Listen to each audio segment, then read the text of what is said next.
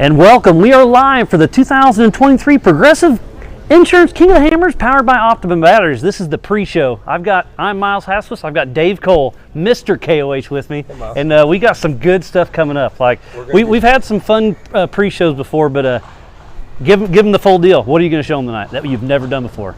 And we're going to go through the whole course. We're going to start with it. We're going to do a couple business things, then we're going to go through the desert loop from that perspective. The entire way. We'll talk about the nuances of the course, any details. We're going to show the map. Yeah, because normally you'll drop some hints like going up this trail, going down this trail. You're going to show them. We got the whole map out on there, and you're going to show them every detail of the course. Absolutely, yep. It's going to be awesome. Yep. So we're going to, yeah, that's all. Other than that, we're just going to have fun. All right, let's do it. So we got some new stuff coming. Motos is back. Motos is back. Yeah, the weekend before. I think Justin's here somewhere. Justin's here. He's actually going to be able to tell us a few things. Yeah. If you want to bring them in order, we can do that. Or you want to go through the whole overview while Justin's walking up? Just talk about our general run of show. How about yeah. So we got the King of Motos is back. We got Great American Short Course. Gas Lee's here somewhere. We'll bring him up. Class 11 format. That's going to be fun to talk about. It is because we're going to race in that, right? That's what you're telling me. Yeah. You know, I if you got to go to work, yeah, I do what the boss says. I wanted to give you the best position, so I figured the best place to cover that would be from the front of the pack. That's what I'm talking about. Now, who's driving? Me or you? Front of the pack. Oh, so I'm driving. Shootout, we moved that. Talk about that for a second? Yeah, we can, yeah. No, we'll talk about that later. Okay. Yeah. Terra Crew, the 1400, 1450 brush, that's new. We got the Yukon Derby, the Pinewood Derby. Pinewood Derby, yeah, that's going to be fun. That's pretty cool. Yeah. I heard that. We got Warren, the VIP's back. Yep, and expanded greatly, and we're finally catching up a little bit. Yeah, and we got some other little add-ons to that as well. The KOH Outpost, that's going to be pretty cool. Got some cool things going there, and then you're going to dive into the Desert Lap 1. Yeah, and then we'll do the rock section too. Yeah, we'll do some stuff in between and have some fun. But let's bring up Justin. Yeah, King of the Motos. We hadn't ran them for a little bit, but Justin's they're back. learning. Uh-oh. So I saw the thing on Pirate Van. There was the whole thing about the Pirate Van, and then this was the table. The table actually was worth more than the van. when I bought the van from Lance and Camo, the table was badass, and we haven't used the table in a minute. So now we get the table back. But then when we got up there and slipped behind the table, I'm like, we need a bottle of Jack because Camo would have had it. Right? Camo would have had a bottle of Jack here. So we'll get to the Jack in a minute. But thank you, Justin. Yep. Okay. Grab it up. So what's up, guys? What's going on with Motos this year? We're back. We're the opening weekend of the King of the Hammers week. 2 weeks this year. We've got action-packed lineup. We got pros coming from all over North America. We've got a prologue on Saturday leading into race 1, and then Sunday we've got a 2-lap format, some serious rock trails, some new stuff, some of the some old single track to transfer between the rock trails. But I think this year is really going to test the competitors and mental and mechanical fortitude for sure. And I think you have about 140 competitors coming out. Rattle off a couple of the top names. So we've got Tristan Hart, the returning king. He's coming back out. We got Cody Webb coming out. We got Colton Haker. We've got the big factory team. So we got Sherco coming with Cody, Colton and Husky, Tristan, KTM. We got TM coming out with a couple of their pros coming over from Hawaii. And it's going to be a pretty fun time. And it's an AMA race, right? It is. It's the kickoff round this year of the AMA US Hard Enduro Series. It goes from east to west coast. And we're actually also the kickoff round of their premier championship. Right on. It's going to be pretty wild. It's very cool. So did you decide to tell them what trail you're going to go up so you can ruin people? Let's see. We got 10 days to the race. How much Jack Daniels do you have? We have enough. Let's just say that the final obstacle on lap 2 is going to be something that I don't think any of the bikes have gone up in years past. It is a car trail, and I would say it's the hardest trail I've ever done in Johnson Valley. I'll just leave it at that. You guys will find out the actual trail at the riders meeting on Friday. You're giving him everything. He's teasing everybody. Yeah, I'll be rude. Yeah, I'll be rude. They'll come to like it, Sunday night. It's going to be a great event. It's going to be fun. And we're doing it the weekend prior, so that's the 28th, 29th, I believe, is the weekend. Yes, sir. And then we're going to tighten everything up, be ready for card truck racing the closing week. Absolutely. I think everybody should come back or stay that whole week. And we ended up doing Motos only pricing, right? So if you didn't want to come for all of King of the Hammers, you can come for just the Motos weekend. Absolutely. It's like half price. Yep, half price right now. You got a 3-day Moto Pass, get you in for the 27th through the 29th. Mm-hmm. And registration for all the riders closes on the 25th, so make sure to get in, get signed up, and get ready to have a good time. Or come for the whole thing. Yeah, I think I'll be here for the whole thing. I kind of cheat because I live across the street, but I'll definitely be down for all the truck racing, and just it's a whole action-packed 2 weeks that you can't experience anywhere else. So why not come and get to watch all the racing? Absolutely. Yeah, no, it's going to be an awesome week. I can't wait. Thanks, man. Yep. We're going to try to plow. We're going to have 2 hours worth of stuff, so we're going to keep plowing through stuff. Yep. I got to do a quick shout-out. Thank you to SRT for being our title sponsor. Craig Thompson. Yeah, been a longtime friend, longtime competitor. I've ridden all these rock trails with him. He came out and was title sponsor of King of the Motos, so got to really say thank you to him for that. Thank you, Craig. Perfect. Perfect. Thanks, all right. Justin. Yep. Thanks, Justin. Work putting the race together. Where's Lee at? And a perfect. It's going to take him a little bit. He's old. One more dropping an ad is that Wheeler Ship It Shop is the business that Justin and his wife Legacy run, and that's so just across the way. If you need anything shipped into the Hammers, use Wheeler Ship It Shop, and then later we're going to talk about the package delivery service on the lake bed. I think you're going to be able to talk about that with. Yes, we'll talk about that later. Hey guys. How's it going, Lee? Wonderful. First of all, I want to thank Dave, the Hammer King, and everybody for helping us keep short course going. Been a couple years, been a couple good years, me and Poppy and all the staff, and keeping it going, and super excited to be able to run out here and have short course at King of the Hammers and add to the mix. Yeah, I mean, we do a lot of cool racing out here, but having the Pro 2s and everything coming out, I think it's just, I mean, we got a little bit of everything, and that just adds to it. And yeah, it's going to be wild. We're going to run all our classes, Razor 170s, trophy carts, mini stocks, UTVs. Got SR1, there's 10. That's our biggest entries right now, so those people are coming out. 8 Pro buggies, 8 Pro lights so far, 8 Pro 2s, so we're going to have some trucks and buggies and have some good racing. How long is that course going to be? Because our normal short course is where it always is, but you extended a little bit, if I'm not mistaken. Yeah, we're going to start on it next week, start grading it out and add to the track that they always have here. So we're going to put about 3 more corners in, kind of mapped it out. It looks like about 9/10 of a mile, or see if we can get close to a mile, which would be about Victorville, Glen Helen track. So it's about the same distance everybody's used to racing, and a little shorter version for the kids in the carts.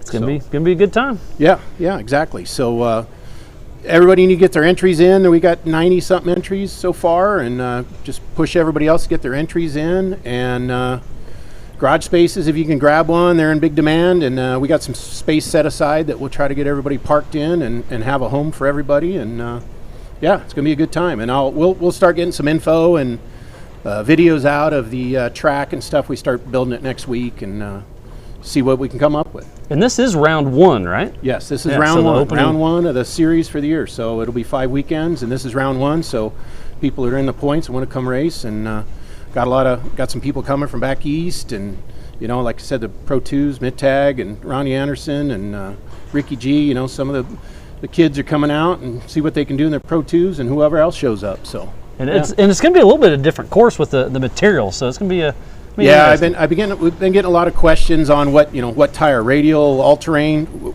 I'll try to help with that. We'll get some video, try to see, we're going to make a couple new corners. So we're going to get into that and see what we find and get the rocks out of there and start process it and see what we come up with. So, yeah. Going to be a good time. Yeah, good times for sure.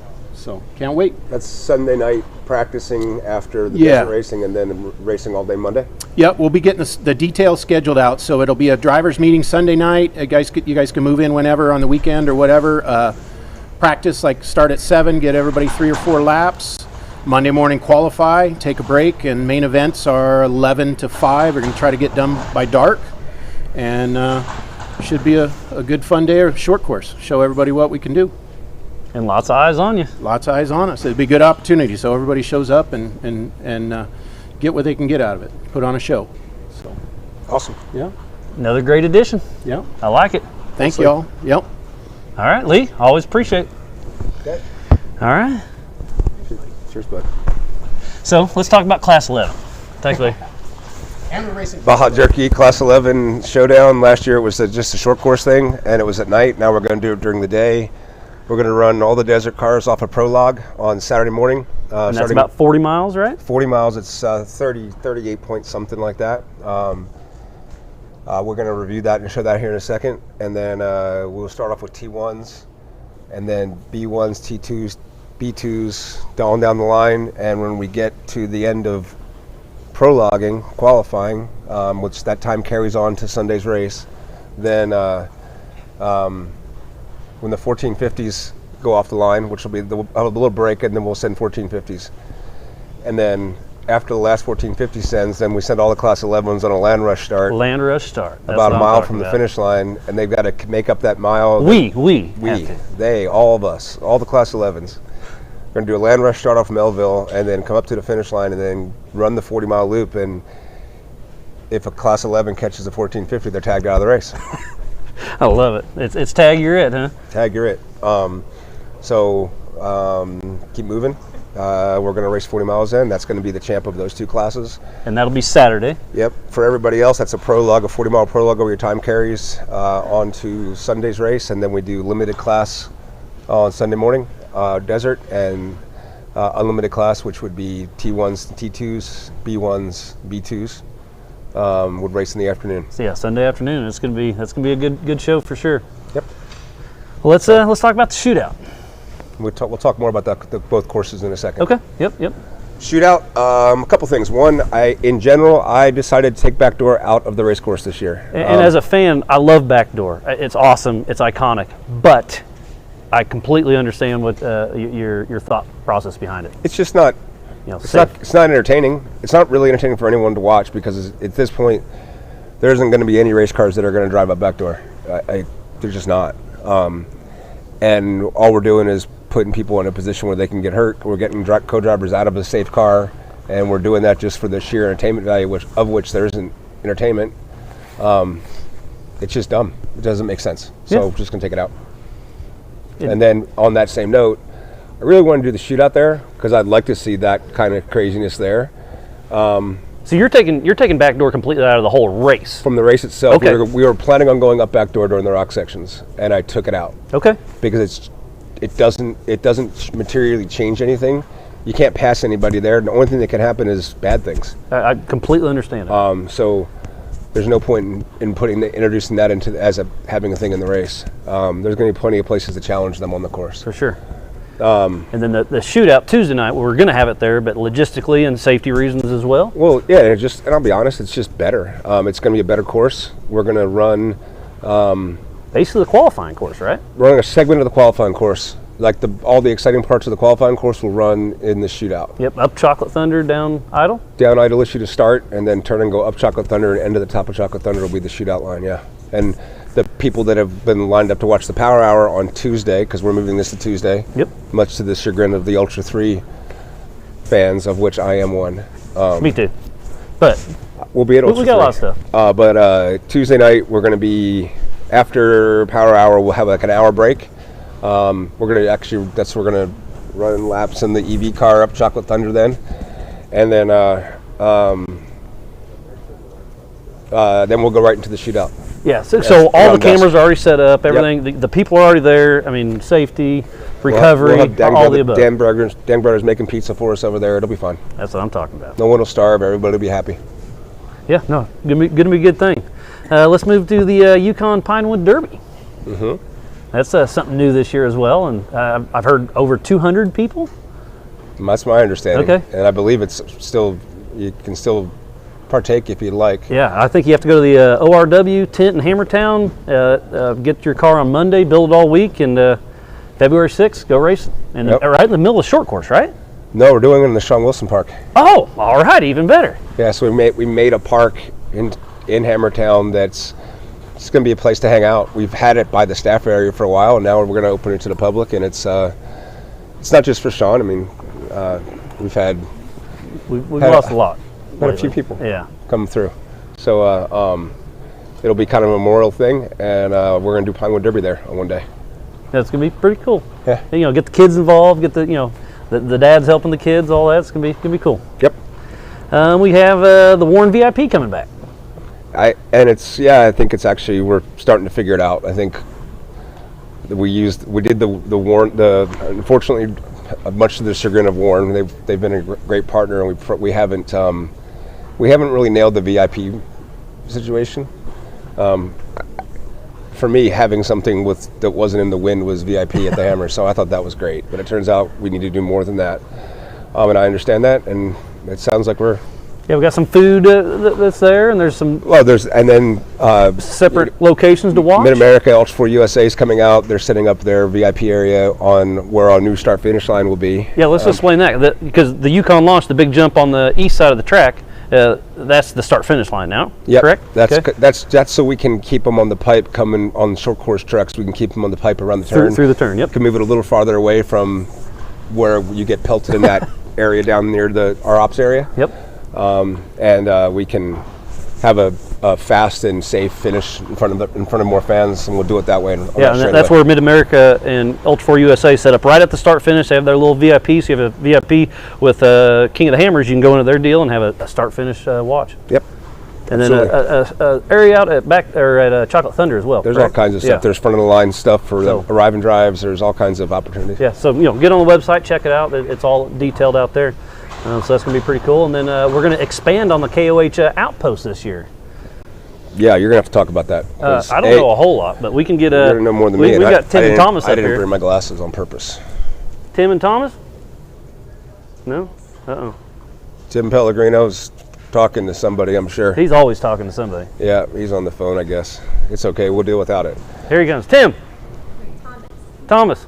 Yeah, we'll get both of them. Oh, the Outpost is the Outpost is the breweries. Yeah. See, this is what I don't know, man. So, Tim, Out there. what do we got with the Outpost this year? Kind of a short mic. Is it working? Yeah, you're good. Okay. Well, the Outpost is the evolution of the Oak Hills Brewery that we had out last year, and it's going to be all about fun.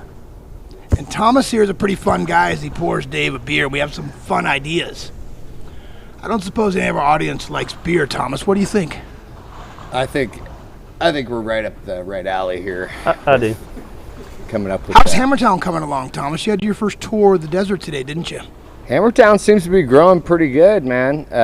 Well, the weather was awesome today, and just seeing all the structures coming together and getting to drive by where the actual KOH Outpost is about ready to Get deployed. really get Are you really doing a crab boil? All right, Dropping so the bombs. yeah. And that's right by the welcome gate. We have hours of things to talk about. I want to get right to the shit. All right, so we are planning. So we've got 3 different companies coming together, kind of getting this thing going. Bear Lake Brewing Company, they're going to be showing up. Big Bear, right? Big Bear Lake Yeah, Brewing Big Company. Bear I'll Lake, step in here. I'm the Tiny Pony in talker. town. Tiny Pony Tavern, they're here in town. Sonora Brewing And then Company. Sonora Brewing Company. And all of our menus are looking awesome. Obviously, the 2 breweries are going to bring our badass Your craft A-game? beer. And This is good. What is this? What am I drinking? so this is actually, this is an idea that, because drinking I'll idea. call Tim at like random times and I'm like, hey bro, Tim's always working. I came up Tim's with always this working, huh, idea. Thomas? Tim's is always working, huh? Always available. And so Something like that. we're going to do a one-off beer, we're thinking, for King of the Hammers, and name it after one of the trail races, One of the trails? or trails. Well, whatever you guys decide. It's one of really, the new ones, Dave. I think one of the new ones. It'll be a one-off, and it won't be up to me, but I mean, obviously I'll develop the flavors. But limited edition. It'll be a limited Limited supply. edition. It'll come in a can that size because that's a King of the Hammers size can. We'll show up with about 10 kegs of it. It'll be on draft up there at the KOH Outpost. Okay. What else are we going to be doing? Talk about So- the activity you're so- going to bring down to show us how this stuff happens. All right, so we'll be just canning beer this year. Next year we have a lot more in the works. I think this is going to be awesome. Like this team, we're pretty stoked to be working with this. I mean, this is right up our alley as far as like how we operate up in Sonora, because it takes a whole team to make shit happen. And so we're pretty stoked, and like just to be a part of it, we're honored just to be Tuolumne County, Sonora, California, you know, being a part of the beer garden. But anyway, let's get to Dave's question here. All right, so we're like, all right, how can we make this thing really weird? So we're gonna do a crab boil. We're thinking 1.5 to 2 pounds of Dungeness crab, okay? With and we've got 4,000 pounds locked down, ready to go. We're thinking 2,000 tickets. So we're gonna start the pre-sale, get that shit rolling out. I'm biting. Really start rolling. I didn't know. It's gonna be good stuff. I like this. Cheers, man. Side of mac salad and some bread and live music, cornhole, good times, cold beer. Sounds like Personal good campfires. time. It's gonna be good stuff. View of Chocolate Thunder and all the madness. Come on out. Yeah. Cheers. Sounds like a Cheers. plan. Thanks. All right, Thomas, Thanks, Thomas. Tim, always appreciate it. Pleasure. Cheers, Thanks, to you buddy. guys. We're gonna talk about race course now. Sure, let's do it. You want to do a lap one? Did you want to go? Are we dropping a video now, and then we're switching to that, right? We're gonna do. Are we doing Will's video now? You want to do Will's video? Yeah, let's do it. Does that make sense? So Will did a video. Will Gentile. Yeah, Will Gentile with Heavy Metal Concepts. did a third installment of Origins of the Origins, Hammers, yep. which I didn't even know was coming out. It's rad, isn't it? It's rad. Yes. Yep. So we got a quick we're gonna little play trailer that, on that. and then when we come back, we'll go directly into sharing my computer, and we're going to Show the lap one of Desert. walk through the lap one of the desert, which is also lap one of rocks. It's just backwards, but we'll talk about any of those things. Okay? So you're going to that video.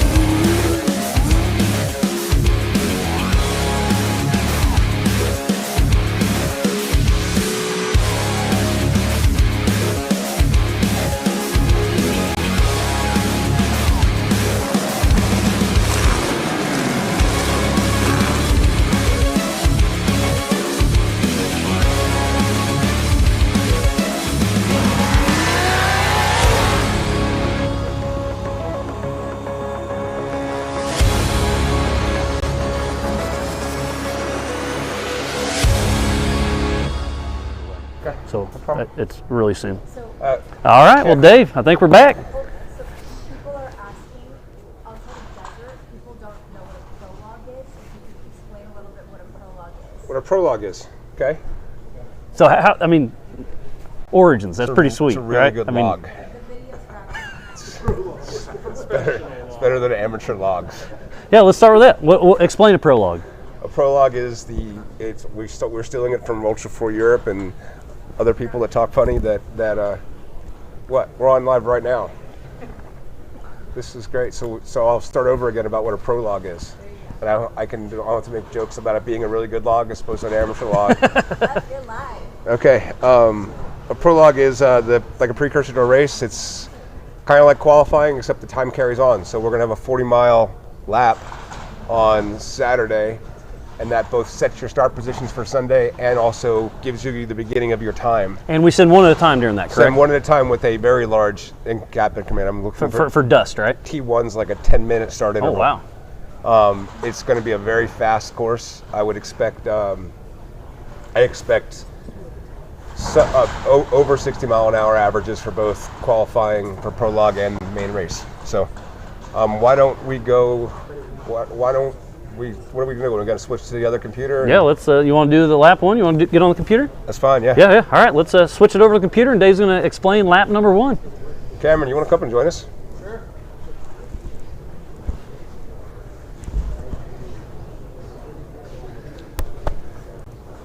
So Cameron Steele, how's it going, buddy? Good. We're not on camera now, but they can hear your wonderful voice. Well, it's lovely, isn't it? You have a face for radio.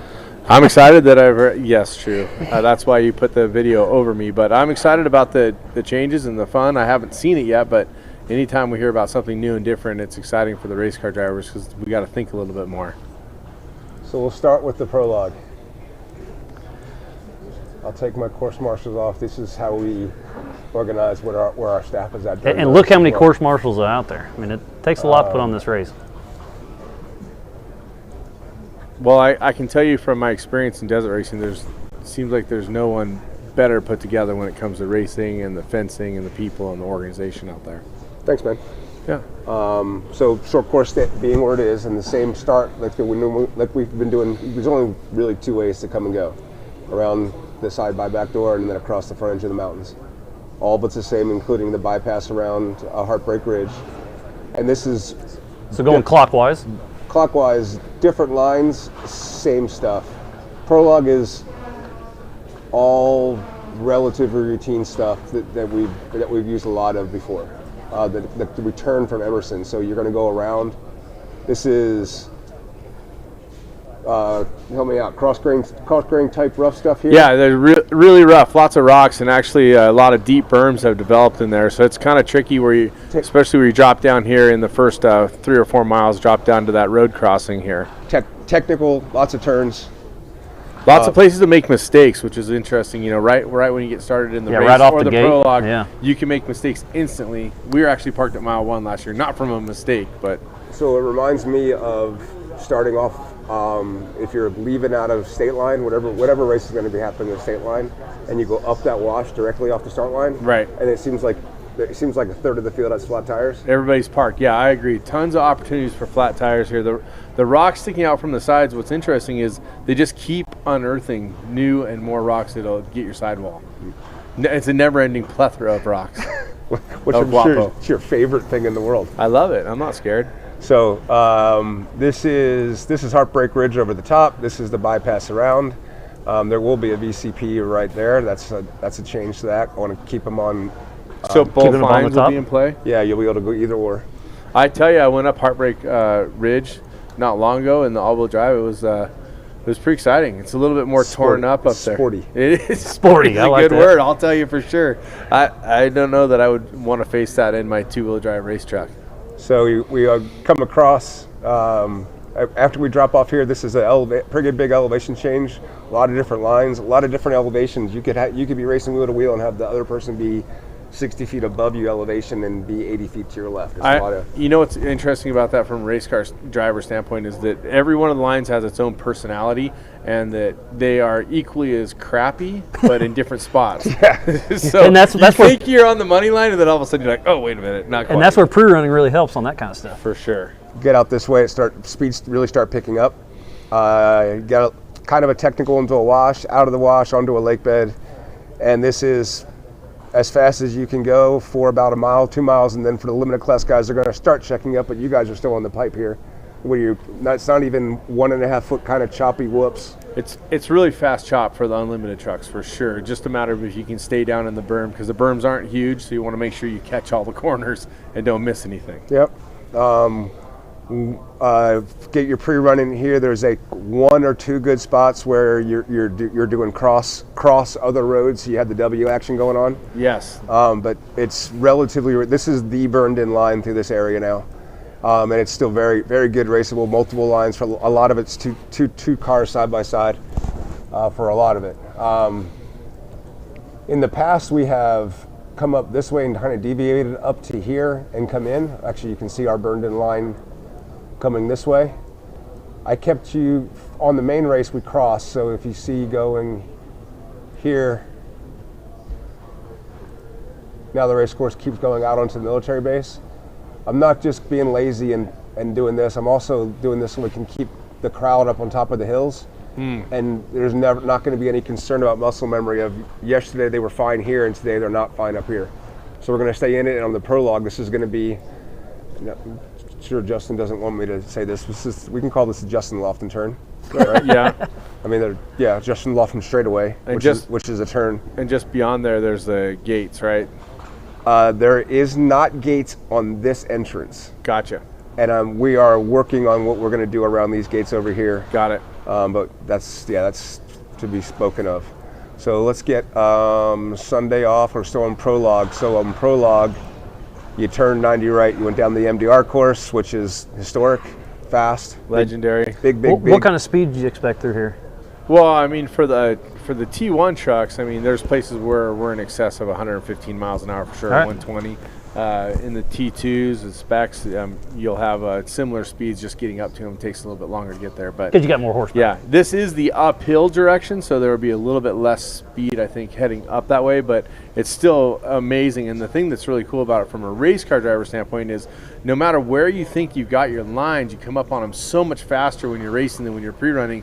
You got to really be on point and know where you're at, because there's a couple spots where it's really smooth and fast just 15 or 20 feet away, but all of a sudden there's giant holes right in the middle of the race course. So you got to be pretty on point for that. Yeah. So we're taking a line that's close up to the base as we can. This is all marine base to drivers left coming down this.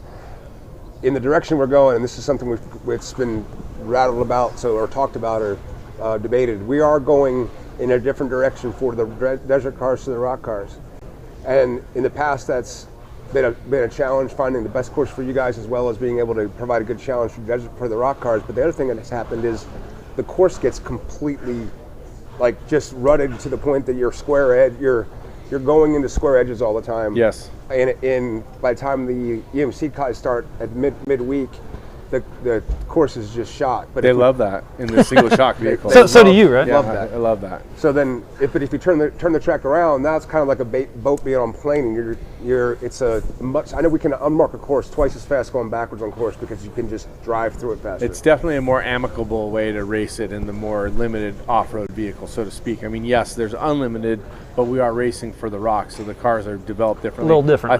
I think it's definitely an interesting way to propose it. I've been saying for years that races should be run one way one day and opposite way the next day in 2-day racing. So I think this is the first time I've heard of this, and I love the concept for sure. So this gets pretty technical, dropping down uphill. This would have been difficult. I looked at this originally as you guys coming up, and the limited two-wheel drive cars wouldn't have made this climb up. But coming down, it's a little spicy right there, that zigzag, and there's a couple spots where your eyes go to different spots in between those rocks, and so people end up making sucked in. Yeah, they make a bad decision into one spot, and it's like, oh, all of a sudden it's very soft, and you're parked. Yep. Game over. But yeah, downhill I think can be negotiated pretty straightforward for everybody as long as they stay in the tracks. So coming out along the base boundary line and out towards Emerson, this is fast. As fast as you can drive. Pretty much any class car is going to be able to be comfortable. It's a very fun desert section. I would say 1-footers at most, and they're gentle, kind of rolling and very predictable with no gotchas. There's no giant hole, but there are a couple turns you got to pay attention to. They do sneak up on you at speed, no matter what class you're racing. But yeah, I agree. It's pretty consistent. For you guys coming desert down, these don't bite you as much because you came out of twisty and you just get less twisty. The problem is when you're coming from this side and you've been on the pipe all this time, and then all of a sudden there's other things in the way. Right. So, but as coming down desert, you guys will be coming out here, you'll drop onto the lake bed, and now this is a 2-mile run. Just that one section's 2 miles. So down here, and we're going to put a big old monster can down on this this berm right here. Mm-hmm. And that's a jog that doesn't need to be there. This will just be a straight smooth through here. That line will be here. Right into the rocks. And it's not rocky. No? It's not. It's a little bit further up? It's not smooth. But I'm not bringing you on Emerson Ridge. Emerson Ridge is here. Gotcha. We're not coming up here. We're going to. I'm not a fan of that, by the way. I know. I parked on that one time in my 2-wheel drive and had to get help. Thank goodness there was Doc was there with his rock buggy to pull me up that. Jeremy Jones. I was a little nervous to back down that. I got to be honest. I can see that. I wasn't going for it. So, on the way out, this was on the pipe. On the way back, there's parts of it that are super smooth. There are parts of it that are really flowy, rhythmy, and there's parts of it that are rough. Yeah, there's a lot of cross grain coming off those mountains there into the lake bed. And I think I don't believe who gets in the prologue, who gets here in the lead is going to be the person that finishes with the fastest time. I think if you pushed hard enough that you get here on corrected time in the lead, you're probably going to push too hard coming back. In overdrive. That's my bet. I just think whoever's here, the fastest here, is not going to be the finish. Well, it's going to get interesting right here by the entrance to Spooners, the way it's zigzagged in there too. So we got pretty good with this. This is really fun driving back up in this way. It's technical. It's there's a couple cross grain and there's a couple whoopie spots, but for the most part, it's just technical twisty. When you come out here and you drop down the wash, it's just super native wash. Right. I enjoy racing in there. It's fun when it's kind of like choose your own adventure down stuff like that. Back on a known fast road all the way around. There's a pretty massive elevation change here between these two lines. So while they're close in proximity, this is down kind of in a gully, and we will keep you down in there with a VCP down here low, and the same with a VCP up there. So I'm not worried about the proximity of the courses there. Come up a pretty good climb, and we're going to give you a VCP up in this area up this way, and it's just how much of this do you want to bite off, and how much of this think you can make and come up straight uphill to that VCP, because this is pretty steep up. Back into known race course, our normal way back. This will all be spectator area here. So this is the Desert 2 spectator area. Well, this is just we completely lined with people. It's the longest snow fence I think it's I've 2 ever miles, right? seen in my life. 2.5 miles. And you can see it as you're going 100 plus miles an hour through there. There's not one spot for people. I mean, open. Everybody's there to watch the race, and it's great to have the fans just back far enough to where you can really race, but just close enough for them to be able to see it. Yep. Cool spot. Yeah, we got a great group out there doing all Whoever the does your fencing, snow too. fencing Yeah. is incredible. Stephen Cuevas is the leader of that, Yeah. but that's all those guys back over there watching the TV. That's those guys. That's what they do. That's cool. For those of you that don't know, there's somewhere around 50 people here inside of Dave Cole's barn watching the live show, the ranch, sorry, and it's a cool atmosphere. There's all kinds of things, including this crazy EV car behind me, and it's fun to be a part of the mix and the action that's happening here. Yeah, glad you were able to make it. Yep. So after you come out of the whoops, you drop out onto Melville again. I would like to bring you on a line. Instead of bringing you all the way out here, I'd like to smooth this out here. Mm-hmm. Put a VCP out on this side to keep you out of the rough, but let this curve be more natural as opposed to a 90. Driving to a 90 in the middle of a lake bed. I don't like that. Right. So we'll smooth that out.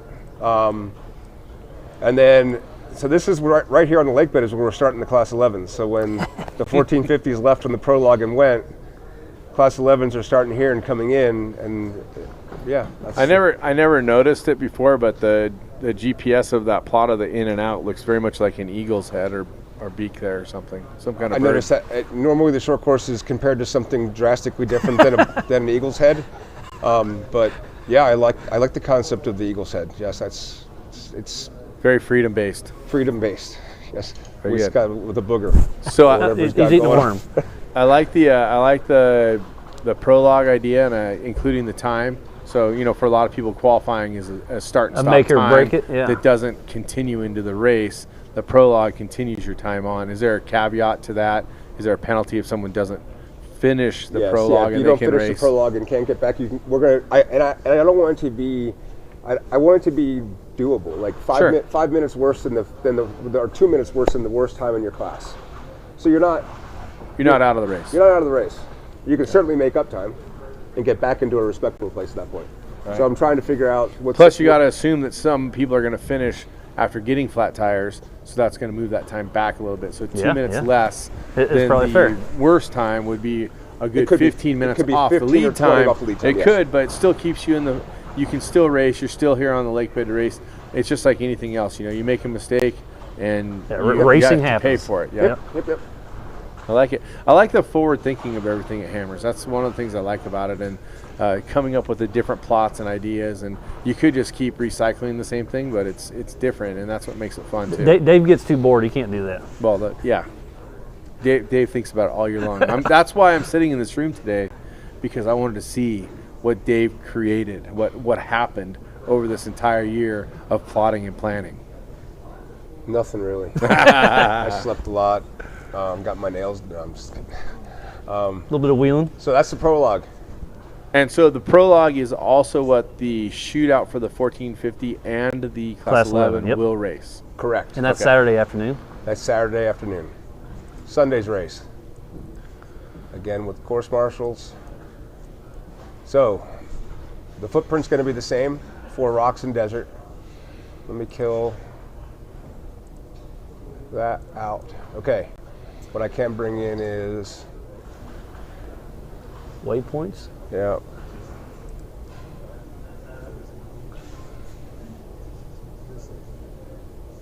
pretty impressive that you can see that all the way over there. I can see it as well, but I can see it over both of there. us only being 35, But if I, can see that. All three of us. so I got race miles. There we go. First of all, I want to thank Erica Sachs for helping me. Cody has been helping me for years, and we've been, kind of fine-tuning the course. But Erica has actually come out and run it, put her hands on it, helped us make better lines. I saw Erica and Chuck Sachs out there today. They had finished up. They said they were really stoked on the desert course. They thought it was super interesting and a fun race course. So coming from them, I believe. Her dad's been racing for a while, right? Oh yeah, he's been around a long time. We've spent a lot of time racing and having a good time. He's one of those iconic members of our desert community for sure. Yeah, they took the Raptor out yesterday and the Can-Am out today, right? Yep. He came in last night and said, "Okay, I'm gonna go find a car." He seems pretty ramped up. Yeah. So, okay, so race course, the same coming out. This is where the turn within the prologue would be. Keep going out, race mile 10. This was actually new course back for us this year. We've been going up into this section. You can see it's burned in now. We've been using that for a while. We're back onto here now. We come out. This used to be our pit 1. This isn't pit 1 anymore. We're touching the public land again here, and then turning back onto the marine base. And this section coming up here, I know that you've raced on this. This is like the iconic of, for me, this is some of the best desert racing that I've ever been on, because it's like 12 lanes wide. Yeah, multiple. Yeah. And it goes on and on and on forever. I mean, that's like 15 miles straight up the hill of the same, just getting it line. Yeah. When you get up to the top of the hill, where the course doesn't cross here, it actually comes and leaves. When it comes out here and goes back onto public land here, this is the power line road. This is where we raced. We had a speed zone here last year. Right. This is now we're jumping on just past mile 20, opposite of what we did last year coming down. A very short part of it. Yeah. When we get to the power line road here. Yep. So this is, I believe we raced on. Yep. Here we're turning off. There's a little bit going to be some help from the drivers helping me make this this is more passable. More passable. It's a full-on wash. It's finding the fastest line through this wash, but the reason I did that is so we could get close. This will be up here. This is all our initial pass. So this racing line is as far drivers left as we can coming through here, and this is as far drivers left coming up. For separation. For separation. When we come up here, turn left to get into this wash, and then things get really awesome, because when we cross over here, I found the course that it has to be 20 years old, but it hasn't been run because it's completely like flat bottom, like glass, because of the water running. Oh. So you have berms from racing back in the day, but it's been untouched for a long, long time. Doable up in two-wheel drive, doable down in two-wheel drive. So this is an uphill, downhill situation. Come all the way out. So this is all new race course for hammers. It's all new race course for anybody in the last. I'm positive Cody and them haven't raced it either. It was very much reclaimed. That's very cool. Yeah, it was cool to get it back. Yeah. We were originally started to come down this way over here. Caleb, are you good? You need something? Okay. We were originally looking over here, and this was too much bushwhacking to get this course back. This was pretty much grown over, but this was 100% good to go. Drive through it. We drove through it in the Raptor first pass. I can't comment on what we may have ran back in the 80s or not, because I didn't have that technical ability that I have now, that remembering all the lines and working on it so much, because we just kind of went out and ran and it. Just ran it. Yeah, no GPS. Yeah. I actually one of my early desert racing wins was here at the 1988 Lucerne Valley 250 in a 5/1600 car. So I couldn't tell you what we raced, but we ran 250 miles out here somewhere. I bet you we're going to cover some of it in a second. We're going to be over in Anderson Lake Bed in a second. Gotcha. So this is some cross grain.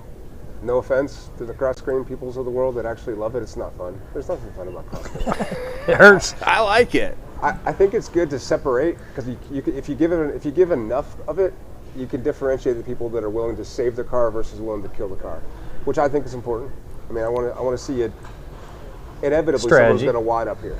Yeah, and you know, sometimes some of that cross grain gives the opportunity for the non all-wheel drive T1 trucks to maybe have an advantage there. I don't know. Some people say they don't have an advantage. I seem to think that sometimes if you get some good solid cross grain, it might be good for the two-wheel drives. Yes, because you don't have that contention, the slamming down. That's got to be very hard on an all-wheel drive car. It does, and the all-wheel drive's a bit heavier as well. So So I know the front end dips a lot faster. of people poo-poo my comments, two-wheel drive versus all-wheel drive. I'm still a two-wheel drive guy, but I think that it's interesting to have more cross grain in those bigger holes to make it a more even race for the T1 trucks. I think a two-wheel drive truck will win this race.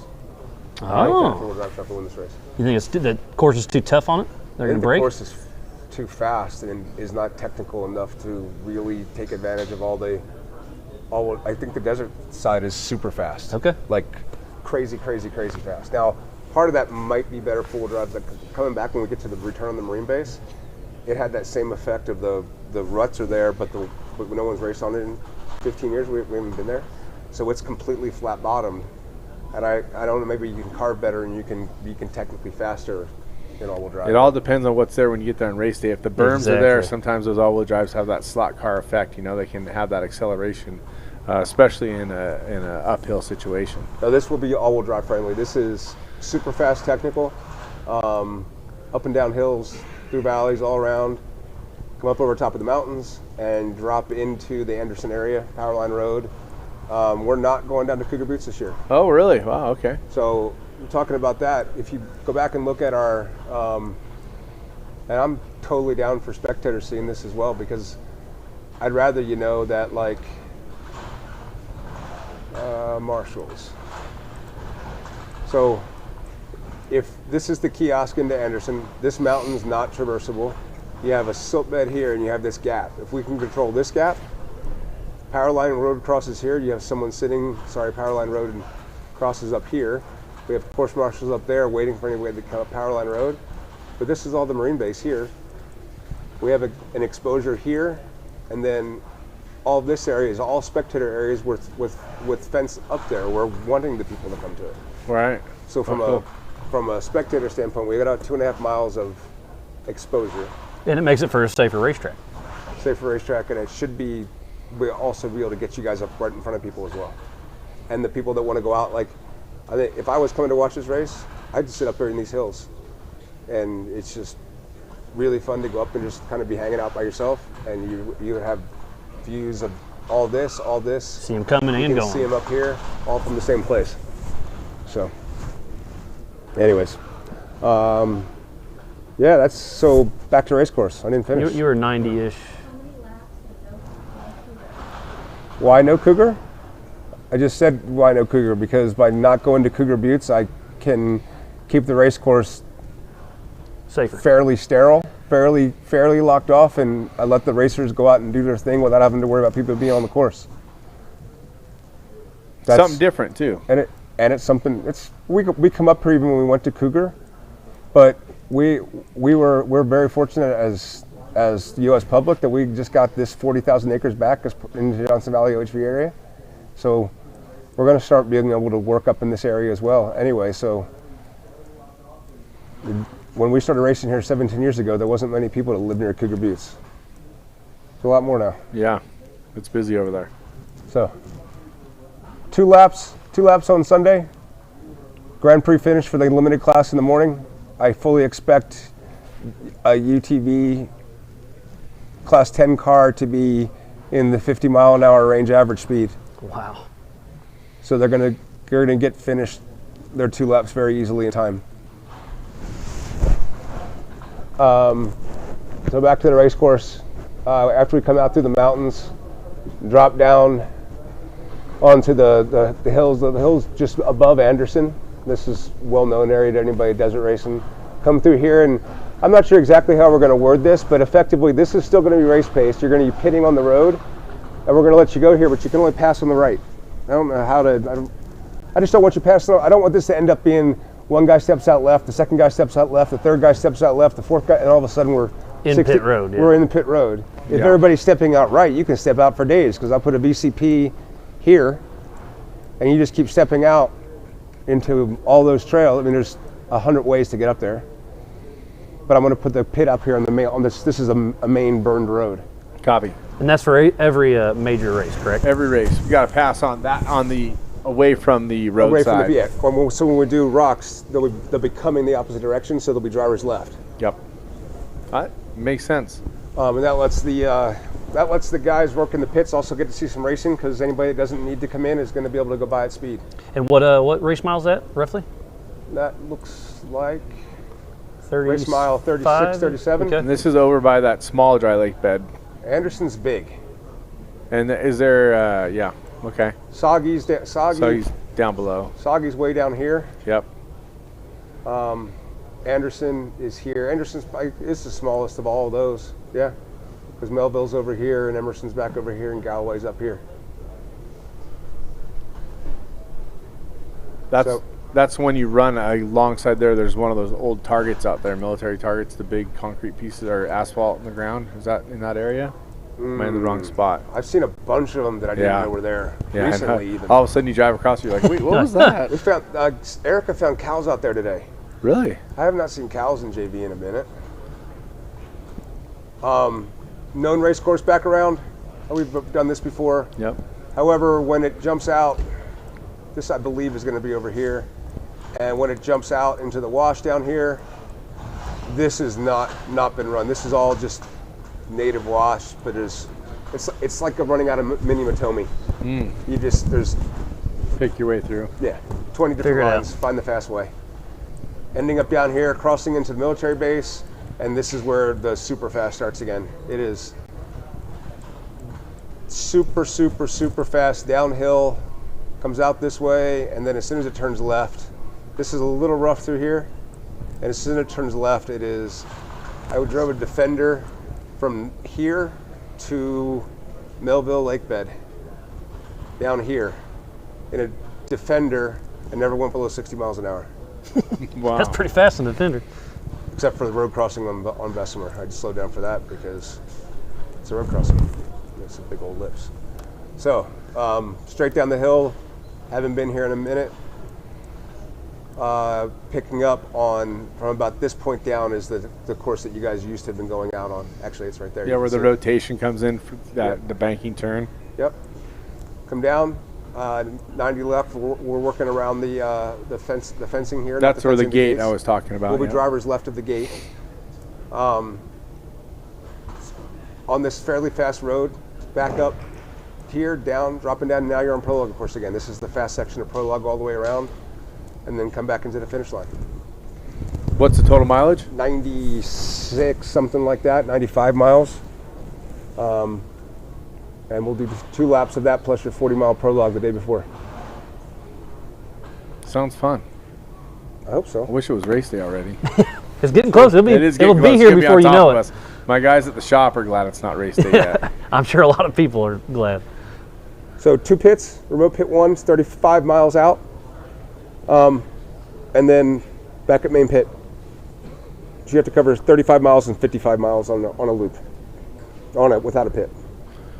Seems pretty easy to do. I mean, for most race cars, I would say. Mm-hmm. Even when I ran out of fuel in the UTV a few years ago with the stock tank, I think it was 62 miles was the gap. So yeah, these are shorter for sure. All the UTVs will now fuel at remote pit 1 as opposed to gambling it, because no one's going to want to go 90.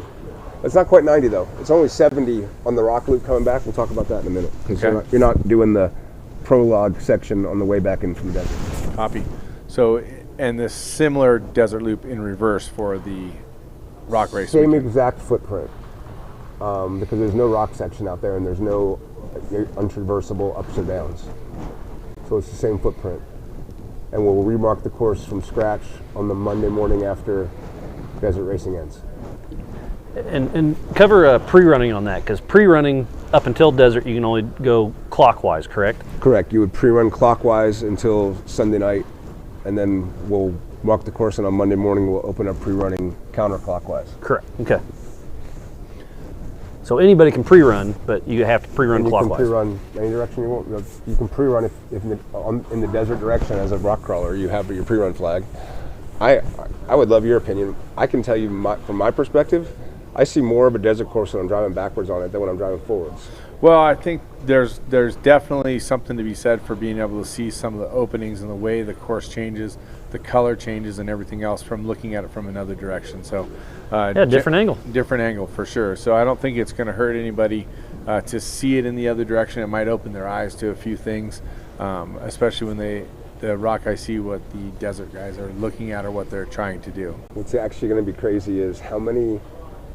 Cause I thought I knew what I was getting into when I started having the desert guys come, but every turn just got a little more smoothed out. Like every turn turns that had been exactly the same for 20 years. Have a little bit of a shaving off the edge. They just have the tiniest. There's a tiny bit faster. They're a tiny bit more direct, right? Some of them are a lot more direct. However, because you do see the cuts. You see them at the end of the cut more pronounced. Sure. You just see like this tire tracks coming in for no reason. Those guys will see them. Some of the rock guys are going to see them for the first time under green flag situation, and they're going like, "Oh, look at that!" And Yeah, just see something you wouldn't have saw doing it the other way. Yeah, one of the things I love doing is I love going out on my motorcycle after a race and seeing what has been done and how it was raced. Interesting. And Just so walk, look at the tracks and interesting to whatnot. be able to do it in reverse and see it late after this race when we go down a pre-run and see all the different lines and everything that everybody's done. Right. The creativity is fun, and shaving those straighter, slightly straighter, more direct corners is definitely a part of desert racing. Yep, absolutely. As long as you don't miss a VCP. True that. They're out there.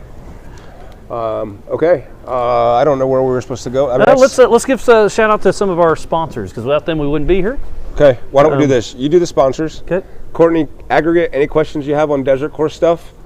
We'll answer them right now, and then we can have a kind of a cut that the desert guys don't have to keep listening to rock stuff, and then we can turn to the rock stuff. Okay. Will you be able to navigate without GPS or Garmin? Yes. It'll be marked and it'll be burned in. Yes. How many pits? So just remote pit? Desert one? Desert is remote pit 1 and main pit.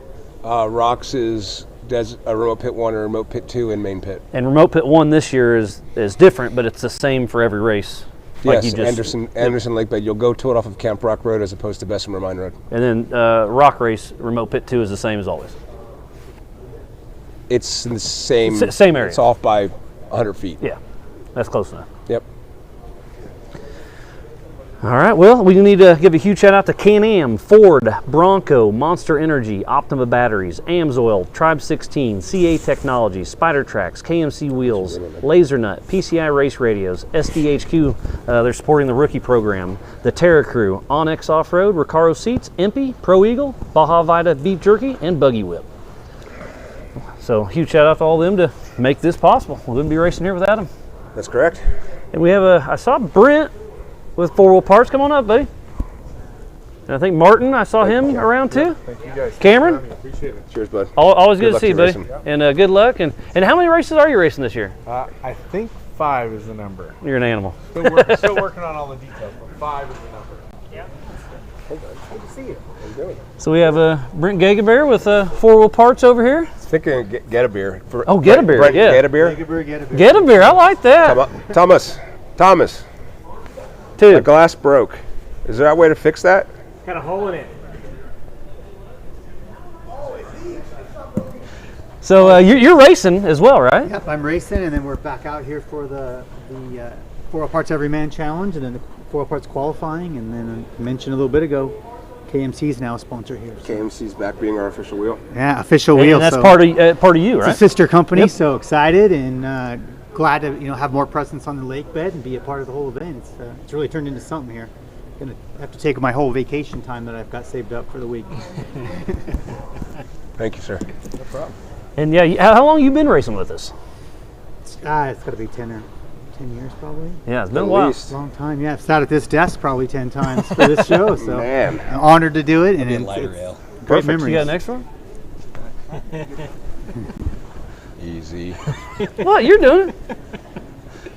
You need a boss? Yeah, Did you say that earlier? He said he's the boss. Yep. So here we go. So Yeah. Martin, Yes, how you sir. doing, buddy? I'm good. Doing well, man. I'm happy to be here. Yeah. You've you've been around this world for quite a while, and you've really stepped up some things. And what you got going on? This is my 11th hammers. It's changed my life. I bought a Jeep because of this craziness, and everything's gone downhill. For this year, we're really fortunate to get an opportunity to support the racers and the competitors. I'm happy that Dave and his team reached out to support the UTV race. We Milestar tires, as you can see here and here. How's that spelled? Milestar tires. Got like them tires right there? Yeah, Milestars. No, Milestar. It's kind of a hokey name. Originally started out as a trailer tire, and then eventually grew from there. We just kept the branding. But the Patagonia SXT and the Patagonia SXS are the official UTV tire for the Can-Am UTV race. And we're excited. It's a product, all of the Can-Ams that support King of the Hammers and make everything go out here are already equipped, whether it's a 28, a 30, or all the way up to a 34. And we're just really, really glad to be here and excited to support racers. Yeah, we appreciate everybody that comes out here and helps us. So. Yes, sir. And you've co-drove a few times, right? Yeah, EMC, huge fan of that. The Full Wheel Parts has done a great job. I have a shirt when Jesse Combs and I, we finished first in 4,500, and I've done several years with Mike Johnson, very thankful for that. Dustin Eisenhower competed with him, and even old Brian Crofts. Brian Crofts was the first competitor on Milestar tires. Shout out, Brian.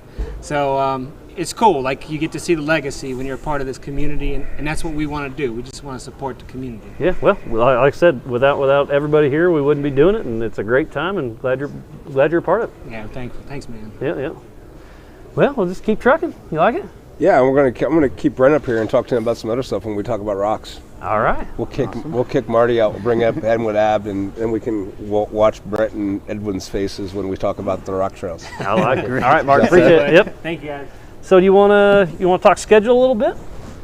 So what do we have? What do we have still on the agenda here? We have schedule. I want to do a schedule. Talk about that. That'll bring some music. That's been a big deal. How many people are registered? Yep. Purse. Okay.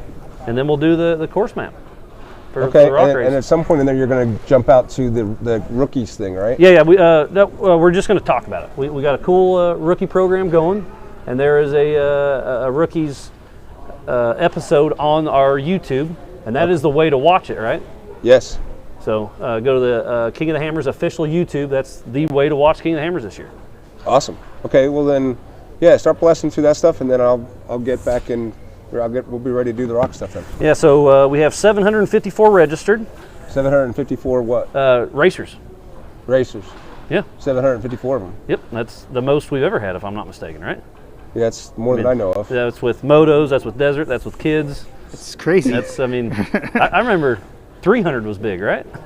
I remember when 13 was a lot. 50 was more than I wanted to deal with. Yeah, we're trying to get in. I remember trying to get in. Comfortable at 12. Yeah, just at 100, and now you're saying 700 overall. That's quite the achievement. Yeah, that's pretty wild. 351 in Ultra 4, the rock races, 137 in Desert, 94 in gas, 139 in Motos, 19 in Class 11, and 14 in the Shootout. So it's pretty wild.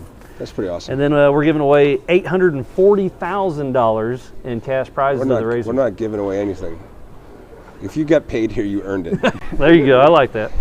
We're not giving away anything. So 100K goes to 4,400.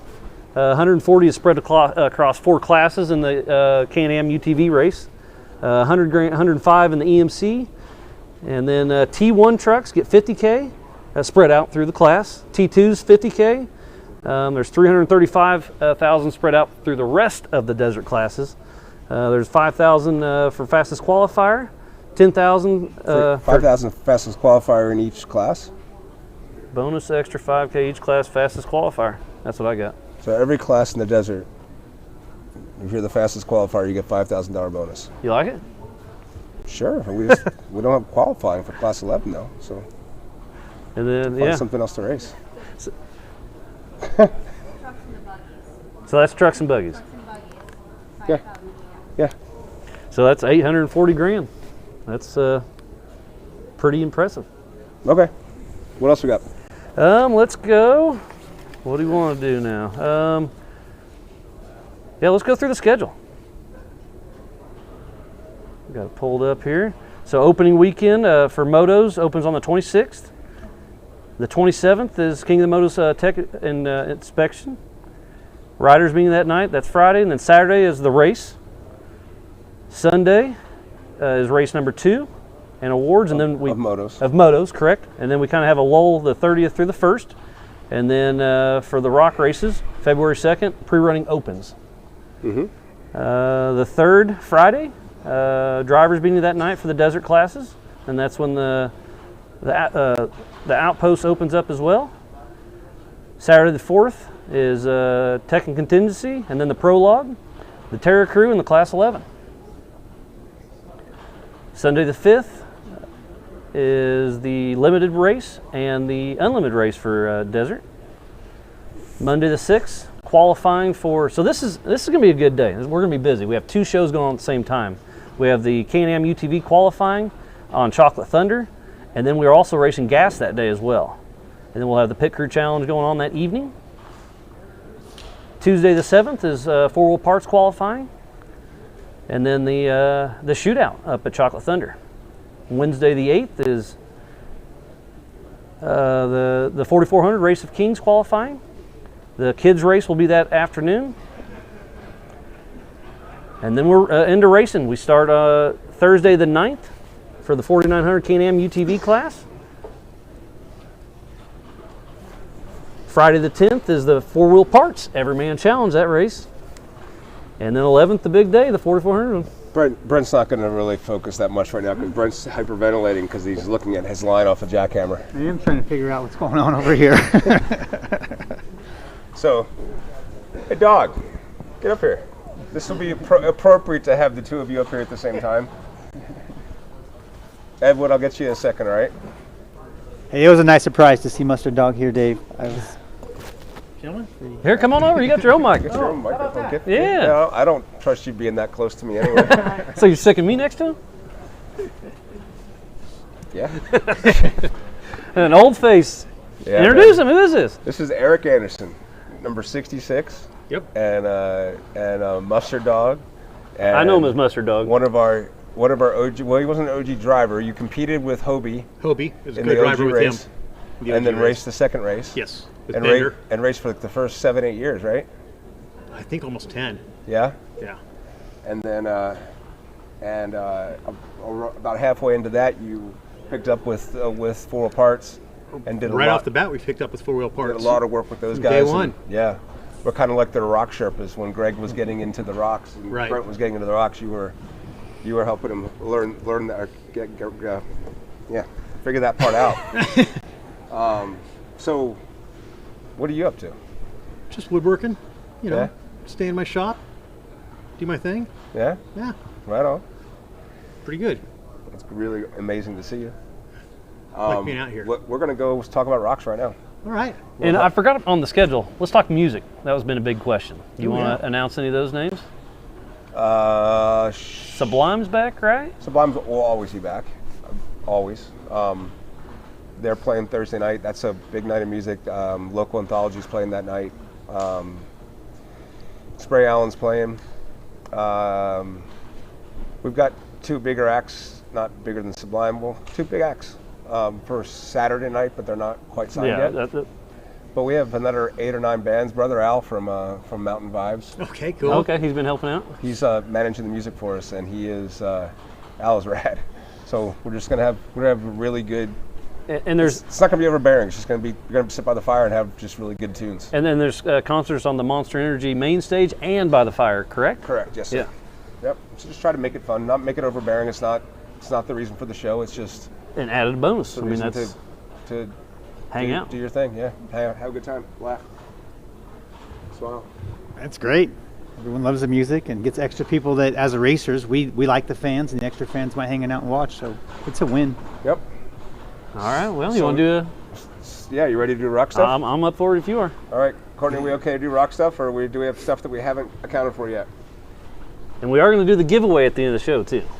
What are you What are we giving giving away? 74 wheel portals and Damn. 17 finalists for the Can-Am. Oh, because of the 17 days of KOH, 17 days of KOH, celebrating Got it. 17 years of Can-Am. Can you still sign up for that and win? Do what? Can you still sign up? Nope, those tickets are done. Yep. Okay. Yeah, you had to buy those by the 15th. Gotcha. But buy a ticket, you still get in the event. And yeah, Monster Energy gave us some Supercross tickets as well, so we got 2 pairs Wow. of that. So, I thought we agreed that those tickets weren't valid. Because Oh, 'cause we're going? Because I was going, yes. I or we?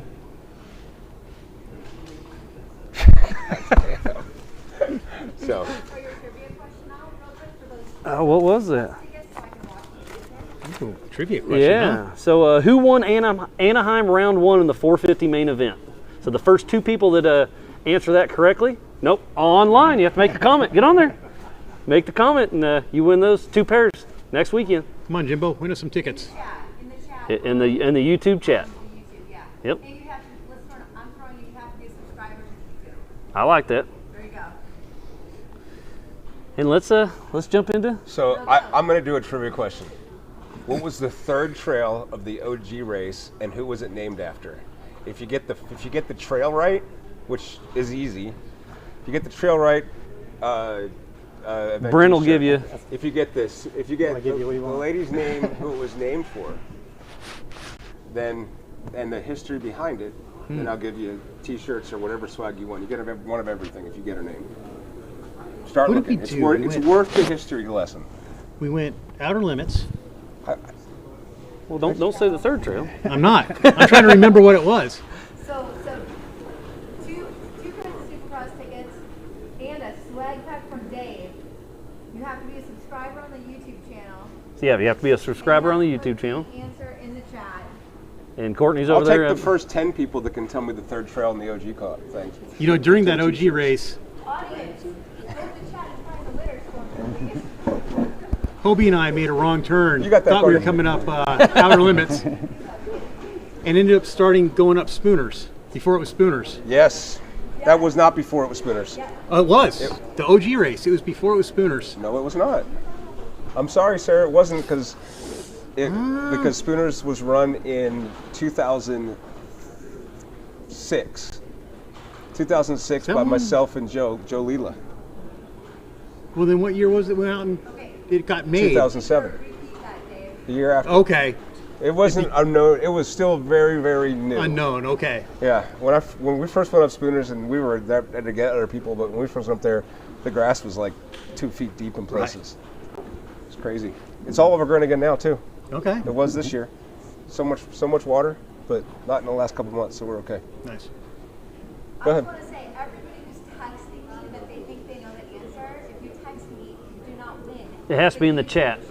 I On think the you YouTube. you should direct message Courtney and send her a message on MySpace. Send it to Courtney's MySpace account, and then you'll get extra prizes. Yes, I like it. MySpace, exactly it, Dave. Exactly. Aren't you supposed to be covering rocks right now? We are right Yeah, now. so this is what everybody's excited about right now. We're going to get back on Dave's computer and go over the entire course for the rock race. And I guess we already did it for the desert loop. It's just backwards. Do you want to go over that, or? No, not really. Yeah. I think we'll just go right to rocks. It looks like every And we trail got name some- is on there, Dave. We got some pretty good surprises for you. There's a lot of trail names on it. Yes. We get some course miles.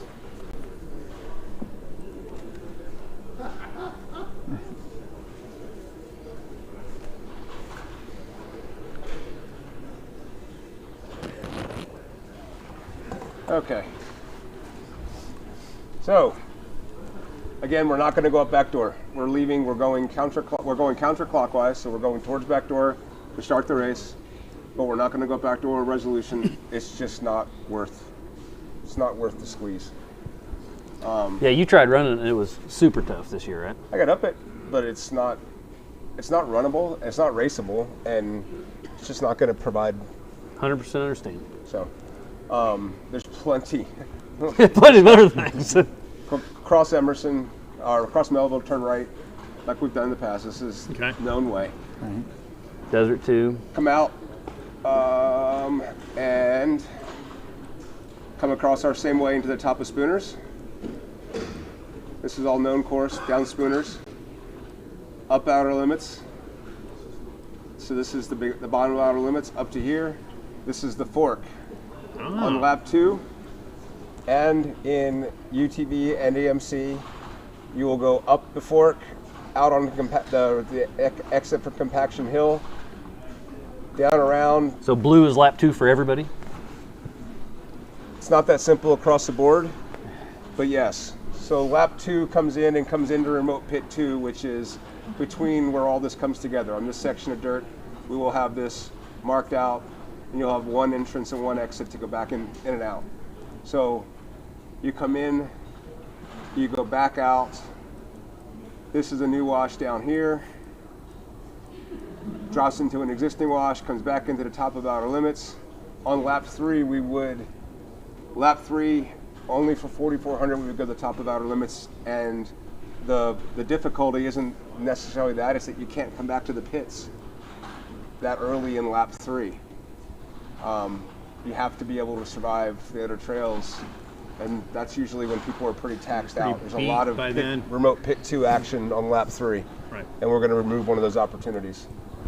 We're going through some new stuff up in here.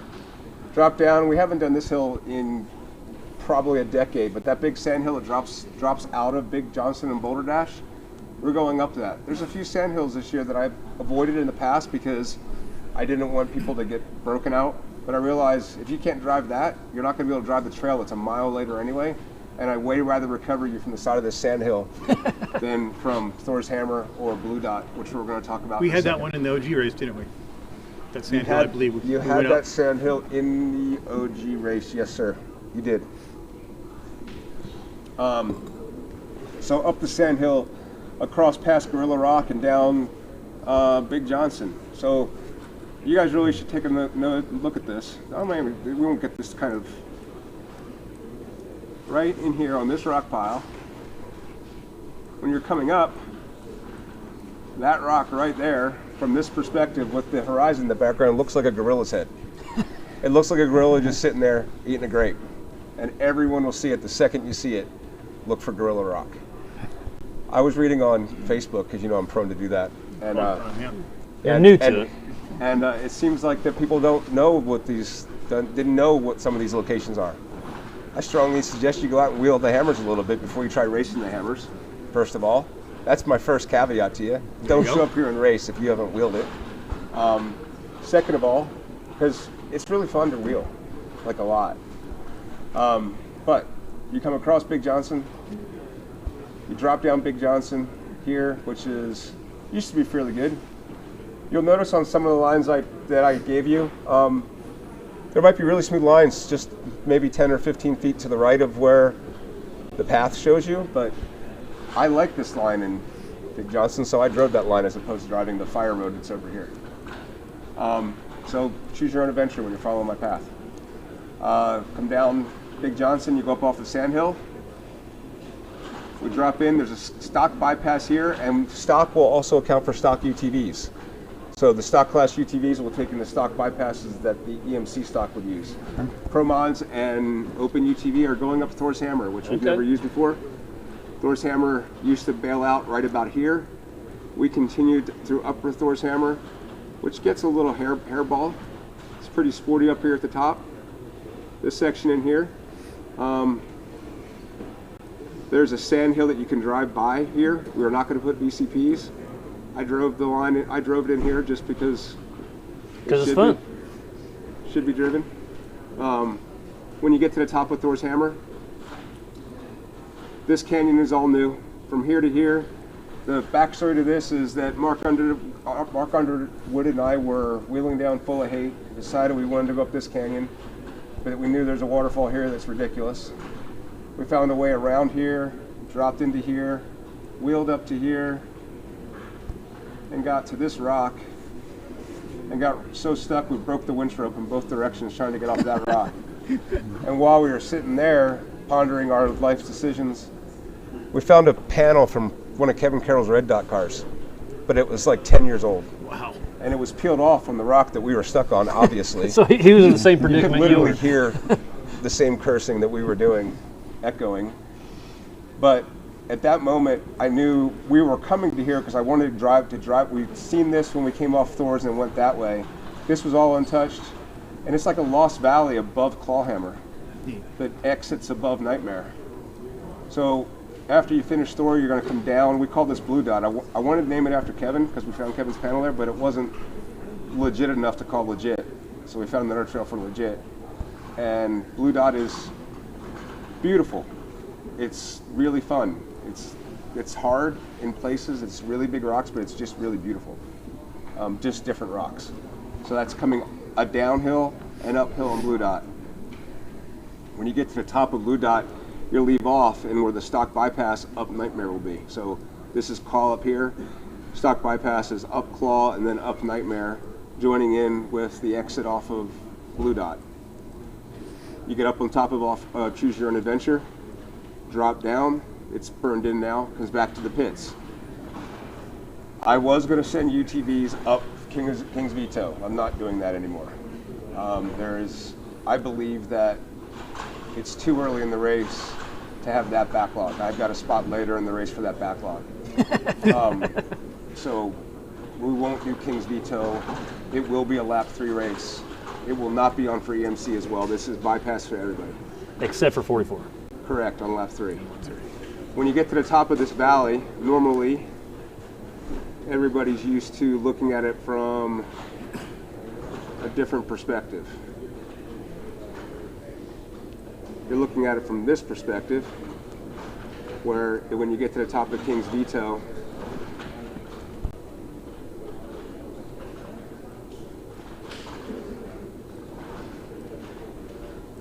this is the way up to Claw. So you go up this way, Claw comes in down behind this mountain. This is what used to be the easy way up to the end of Wrecking Ball, which is not easy anymore.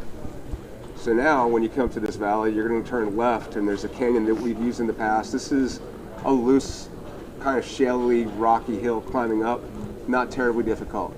You get to the top, we have some new stuff that we haven't been on in way over 10 years. Crossing the mountaintops, drives all the way around, stays up on top of the mountaintops, drops down, and eventually drops down Dirty Love, which is right here. This is going past, this is Wrecking Ball going this direction. Clawhammer's down in here. We're going across the top and then down Dirty Love, which is right here. Down this canyon, crossing over, now we're heading back towards Chocolate Thunder. So Hammertown's in the distance out there. You're coming down Chocolate Thunder. Let me get back to different perspective again. So now you've come out of Dirty Love, you come across the valley. We found a new ridge line that you can, the spectators can sit down here and see across this ridge line, almost like a mini Jack Ridge.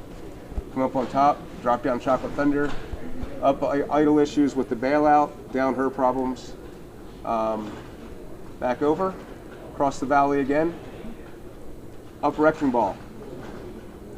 Lap 3 will have a couple of VCPs in it that will be clearly marked on your GPS where you need to be, and they include being in, so when we drove up, when we mapped this the first time, there was a group in here. This is the gatekeeper in Wrecking Ball right here. This is the way around it. This is one of the most fun climbs I've been on at the Hammers. It's right there next to the old camo line, which is right up here. Everybody drives around this now. This climb is awesome. Up Wrecking Ball. Turn right, everybody goes up Bender Alley. Comes down off the bail out of Bender Alley, and there's a stock bypass that goes up after, Jack North.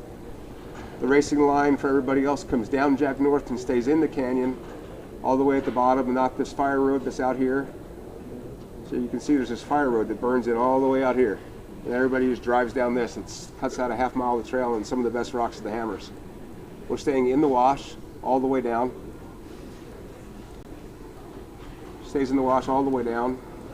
When it comes out of the wash, it comes out driver's left, which is new this year, and we drive up the back hill, the sand hill, and drop into Jackhammer. So you guys are used to coming in this way and coming up Jack. We're going to drop off the sandhill in. This will be a spectator area. For the EMC and UTVs, I don't care where you go from here. You can get to the mailbox any way you want to. You want to go up Jack, go up Jack. You want to go up Sledge, go up Sledge. You want to go to the top of Jack and go across bombs away and drop in like a crazy person, like Randy does, you do that. If you want to go up the rest of Jack and come down Jack North, you can do that. If you just want to go up Sledge to the mailbox in a direct line, you can do that. I don't care how you get there. And Sledge is a lot shorter but harder. Jack's longer but not as difficult. It's up Sledge, not down Sledge. Yeah. That's what I'm saying. Sorry. So you probably get to take here, Sledge. you can see the only traffic jam on Jack is here. There's potentially traffic up here, Yeah. but we're gonna put a winch point there and a winch point over on Thor's Hammer as well. Are the two places that I'm most worried about, and we'll have a winch point in the plaque line of Sledge, which is down here. Mike Wickham, Chuck Shaner, anybody that knows Mike Wickham or Chuck Shaner, can't find their cell numbers. They're the OG grandfathers of the hammers from Victor Ware four-wheelers. I need to talk to them. The plaque rock at Sledge has been knocked over. It happened around Christmas time. I would have thought somebody would have come out, but the plaque line is over on its side, and I would like to talk to Tina about getting Bobby's plaque off of there, and I'll be happy to get the Victor Valley one off, but I don't want you guys to think I took your plaque. And I'll do whatever I can to support that, but the plaque rock fell over. It's like down. I don't know if you rode it out from underneath, or someone winched off of it, or someone bumped it, but it's on its side now. The plaques are fine. Someone get a hold of me. So top Sledge, here's the mailbox, right down there. Here's the mailbox. However you want to get there, you get there. You go up the second canyon of Sledge, you go out the third canyon of Sledge, and you go out the fourth canyon of Sledge. And this is where I'm actually still up in the air about. This is the trail we did call legit. This goes here. Okay, that's the one we ran, right? This is the one we ran. Yeah. This is, I believe, should be raced. I believe it should be raced by everybody. But it's really hard. There's lots of bypasses, so I'm still weighing that. So I'm not sure if this is lap 2 or lap 3. I have a feeling this is lap 2 on Fisher for 4,400 and lap 3 here. I'm not sure who's going to race this, but it's an amazing trail. It was cool. Lots of big rocks. Big rocks. It joins back up with Fisher. It comes across the top of Fisher. The stock bypass is the way we know going down Fisher Mountain back into pit 3. And again, stock, you said stock Pit 2, UTV and stock 4,600. 46, yep. Correct. This trail is another new trail. This is Z-Walk. This is Andy's trail. I call it that because it's literally like 100 of the Z-turns on Jack North. You know, on Jack North where that Z-turn that everybody gets messed up on and the front right falls under and the car walks over itself? This trail has 25 of those exact same lines of just Z-turns back and forth because it's so steep. The only way to make it through it is to keep coming back and forth across the rocks. But it's a cool trail. Just hanging tires up and It's down a whole on the rear bunch end, of. huh? It's just a whole bunch of. That's cool. A whole bunch of uncomfortableness going down. It wasn't terrible, though. It really Not wasn't. It terrible was at a all. fun trail. Did it in 12 minutes. Yeah, in the bomber. In a bomber. In a bomber trail bomber. But so we avoid the top waterfalls here. Yeah, because that's gnarly. That's gonna be fun. Left to bigger stuff. This just drops in, and then it's just a straight. It's a challenging real rock trail, and it's for a guy. Nice. So this is in honor of Zandy. We drop off of here, come back over to pit 2 again. Or you came off Fisher Mountain, go out through the Masters course. The same thing we went up last year. Now we're going back down through, and it's all classes going through it. If you can't figure out a way to get a four-wheel drive vehicle through this on your own, this is probably not the event for you. And it's very hard, but it's not too hard. So if you're new to rock crawling, unload your trailer, drive out here, drive down that trail, and if you still like doing what you're doing, then go on to the rest of the course. Fair enough? Hell yeah. Cool. If you don't like doing what you're doing, call Courtney. MySpace messages, Dave. MySpace messages? What's MySpace? You threw it out there. Down Masters course to the top of Aftershock, down Aftershock. Found the new and fun route up high on the mountains. Not challenging, but keeps you on your toes. It's not wide open with big flat making rocks. It's more technical and kind of fun, and it's going to open us up into a whole bunch of new happiness over here over the next couple years. Up over Emerson Ridge, down on the lake bed, all the way around like normal up top here, back across Melville, back towards Hammertown, through and down Turkey Claw every lap, and then back into the start finish line. And that's your race course for the Nitto Race of Kings and the Can-Am race and the Full Parts EMC race. Nice. What's the overall miles? Less. I think we're only like 190 for the 3-lap Ultra 4 race as opposed to like 240. And it can't be but 125 for the EMC and the UTV race either, but it's legit. It's legit. The rocks are hard and they're going to be fun. So that's what I got. There's the race course. That's what I said I would never do. I said I would never give you the race course in advance. And here's here we the are. thing. If you go on the Marine base, if you come out here and think you're being smart and just want to just go pre-running right now, I'm not going to, I could care less. The rocks are going to change in there 20 times. Everybody's freaking out about Chocolate Thunder and qualifying on it. The rocks will change 3,000 more times between now and the time we qualify on Chocolate Thunder, including the night before you race. Especially that night. The rocks are on the main course are going to change before we race, and now everybody knows the course. And if you want to ask me about it, want to talk about it, if you have any questions about it, if you're a spectator or a racer or anybody else has a question, you give me a call, and I'll tell you about the race course. All right? What do you think, Brent? I appreciate sharing it early. It's something different. We And it came gets you here how thinking, many right? years? I've probably been here more than 10 years, easy. But yeah, definitely got you thinking, and some trails, and I like hearing the Zandy Trail. That's very cool. So Zandy's trail down on all laps for 4,400, and then laps and for everybody except for stock. Going up legit's going to be fun, and I know for certain everyone's going to love this trail. It's a lot of fun. So yeah, I like the options getting to the mailbox. Yeah, it's something different. EMC and UTV will both have that option. So stock will go across, stock 4600 will go across the Jack North bypass, but everybody else gets to the bottom of Jack and then figures out how they want to get to the top. Man, I do Sledge. I would do Sledge too. It's less than a quarter mile. You said Jack last time. Jackhammer's almost a mile. No, I do Sledge, absolutely. Jackhammer's 4 times the length. It's way longer. Yeah, but if it's plugged up, you got options. Yeah, yep. Yeah, and that's nice too. Which is great. Chris Maria, can Dave go over the rock line course? Yes. What's the longest one between pit stops? Seems like about 35 miles for the desert guys, it's 35 and 55 are your gaps, but for rocks, it's only 35 is your biggest gap. Because it's 35 and 35, it's a 70-mile first lap for the rocks, and it's halfway for pit 1, and then you get back to main pit, and then it's not 35 miles back to pit 2 from main pit again. Where is remote pit 1? Remote pit 1 is on Anderson Dry Lake Bed. You would take Camp Rock Road to get there. Powerline Road, huh? No, you take Camp Rock Road to get there and Camp Rock Road to come home too. Don't go Powerline Road. The Powerline Road is whoops and silt for 10 miles, and the road into Camp Rock Road is a regular road.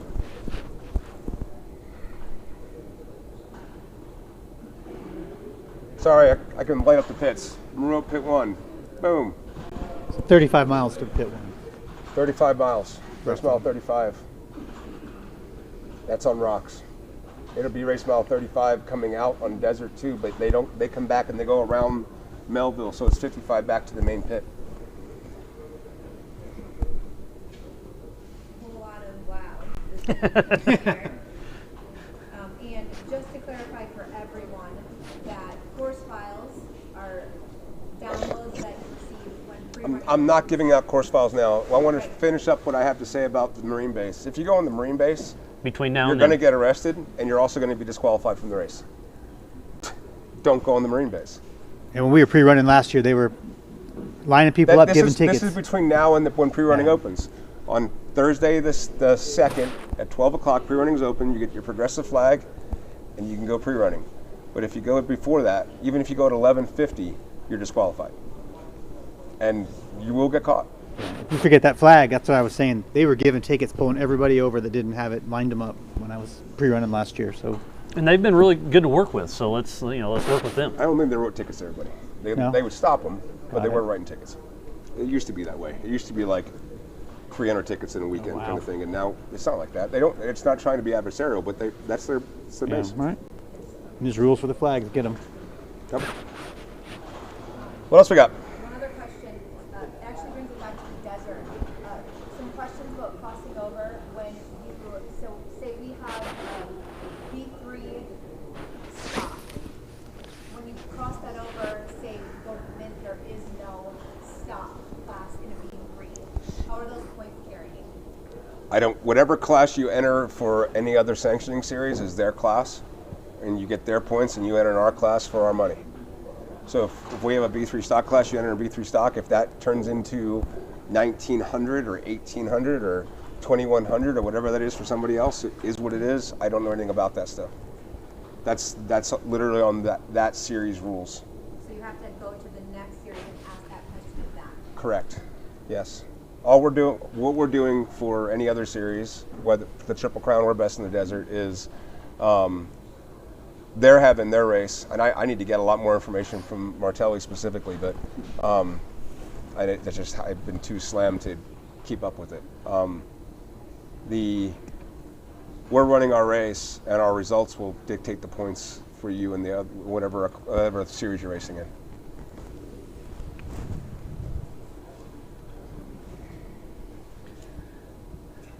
And we were talking about a stock class earlier. Who's the new stock class?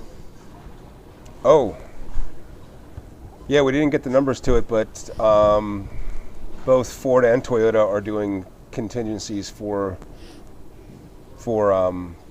Toyota's specifically for full body. It's not for full body, so you can run modified and stock, I believe. Cool.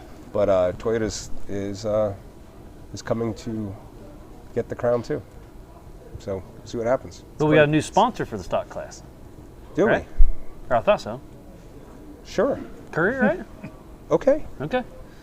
Casey Curry? Curry Enterprises? Curry Enterprises. That's what I got. Sponsoring the stock class? Okay. Perfect. Thank you, Casey. Yeah. Fantastic. I didn't know that. That's good news.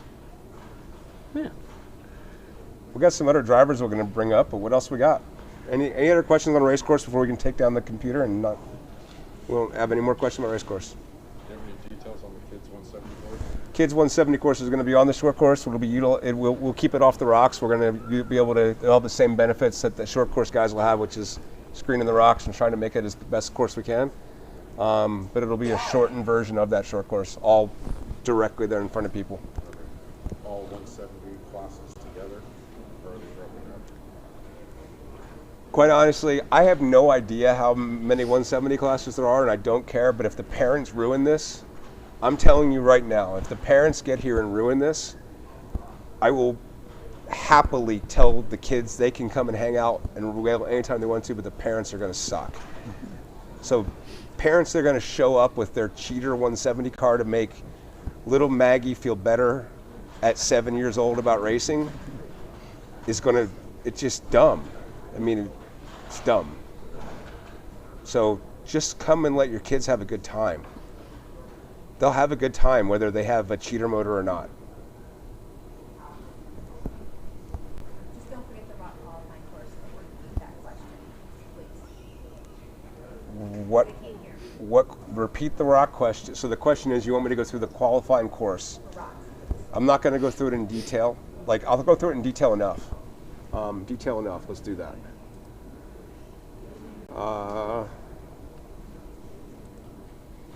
And while you get that pulled up, let's give a shout out to Nitto, Progressive Insurance, Toyota Tires, 4-Wheel Parts, Griffin Race Radiators, Curry Enterprises, Brannick Motorsports, Yukon Gear and Axle, Holly EFI, King Shocks, VP Racing Fuels, Warren, Factor 55, ARB, SRT Off-Road, Share My Coach, Dana Spicer Electrified, Axial RC Cars, Action Sports Canopy, and Nacho Lights.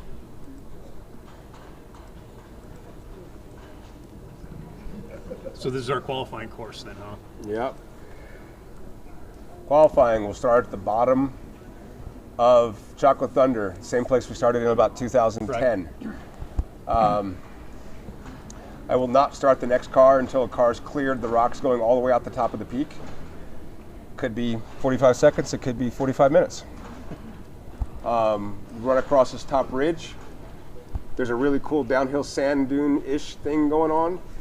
Up on top, drop down these rocks into Laser Knot Alley. I'm going to not make it silly going through here, but it'll just be kind of hunting and picking around through the rocks. It's just not going to be a full speed out here on the go fast.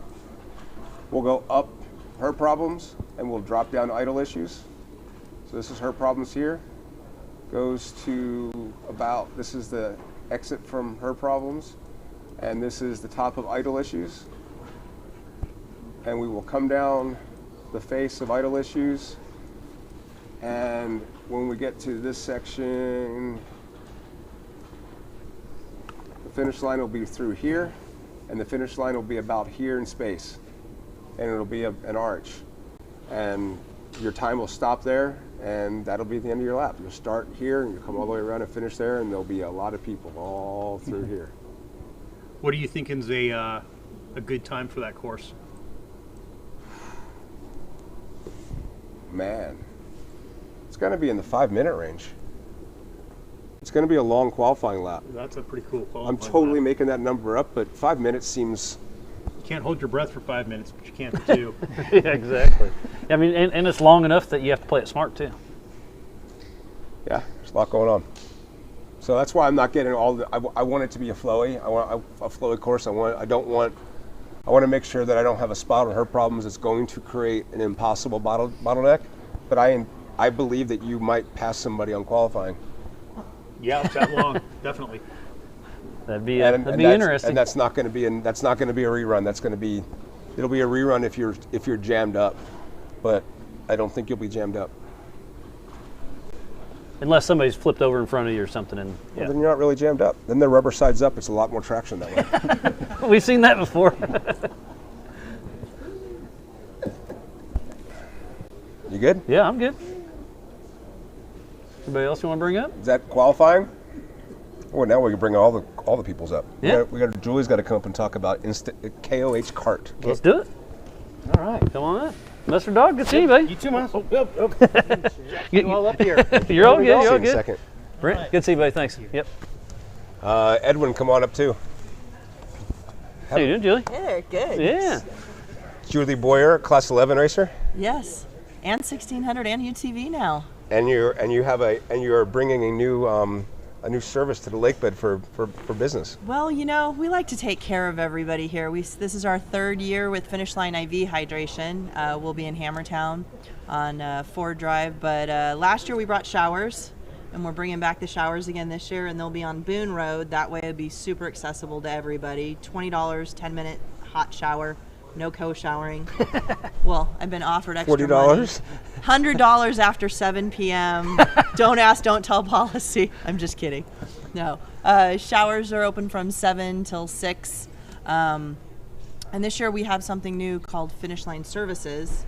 And so we're doing an Instacart idea. So if you forgot your cooking oil or you need groceries, put in your order by 10 a.m. and you can pick it up at between 2 and 7 p.m. Nice. Yep. And we're going to try to do it 2 times a day, but we're going to start first with 1, and we'll start being open as soon as the 27th, and we'll be all the way open till the 12th. As well as days that KOH is dark, we're going to stay open just in case people are out here camping and need their stuff. Need something, yeah. And they don't want to leave the lake bed. So. And it's sometimes can be tricky leaving the lake bed. So let somebody else do it. It can be tricky leaving the lake bed. So let us do it. And the other thing we're doing package pickup. So if people have packages, teams, or vendors that they want packages shipped in, you can go online to Finish Line Services, and it gives all the details on where to ship your package to. And you can pick your package up all day long. We'll be doing 2 pickups a day, and that way you don't have to leave the lake bed to pick up your packages either.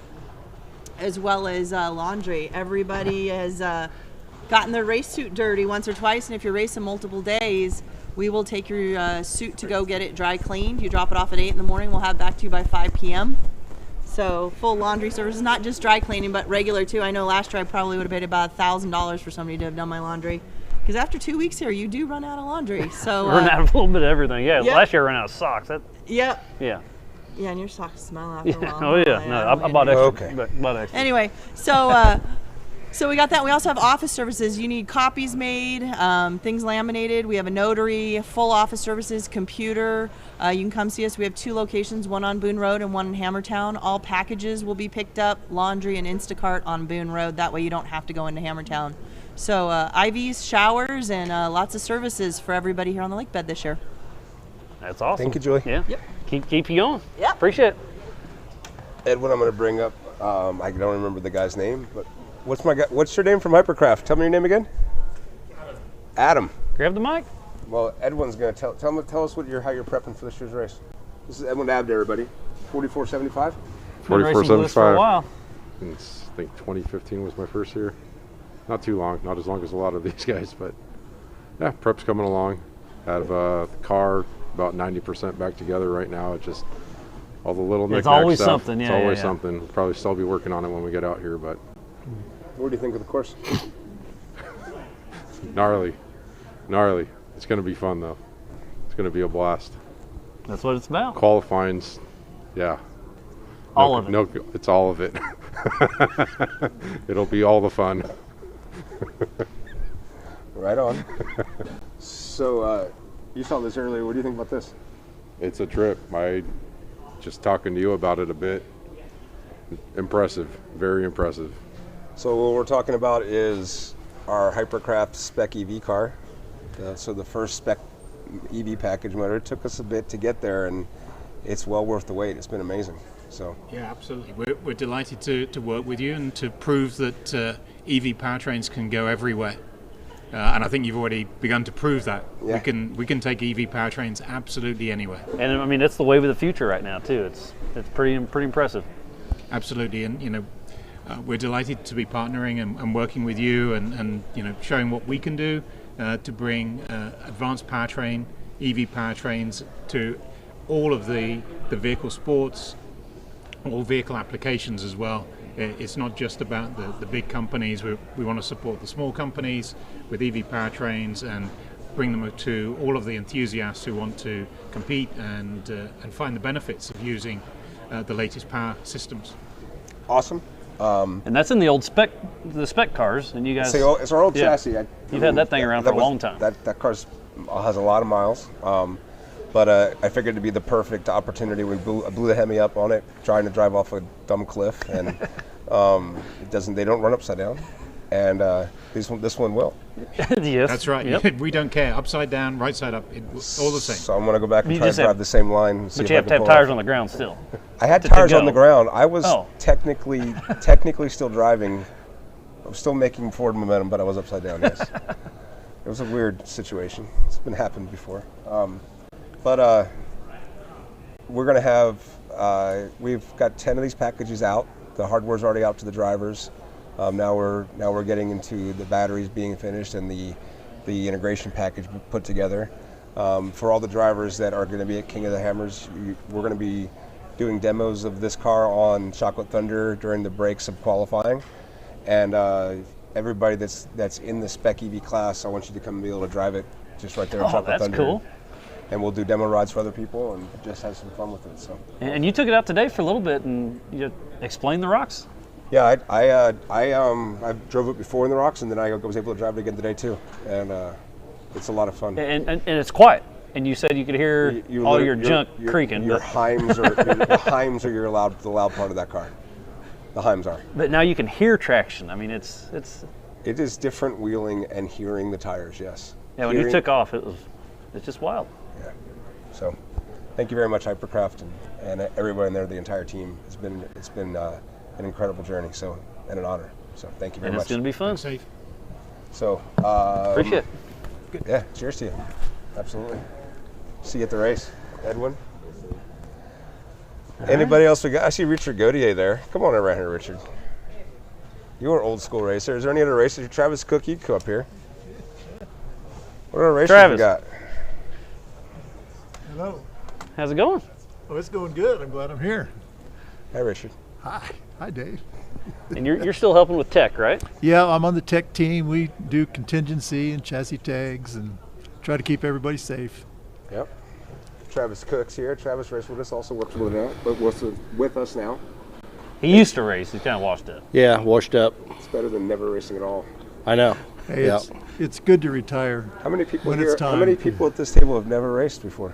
Miles? I've never raced here. I've raced a little bit. Nothing real cool. But. Your video for the for your audition video. that was kind of a race. It was kind of a race in its own. Well, you raced other competitors for for your job. That's been a while. Yeah, a few years.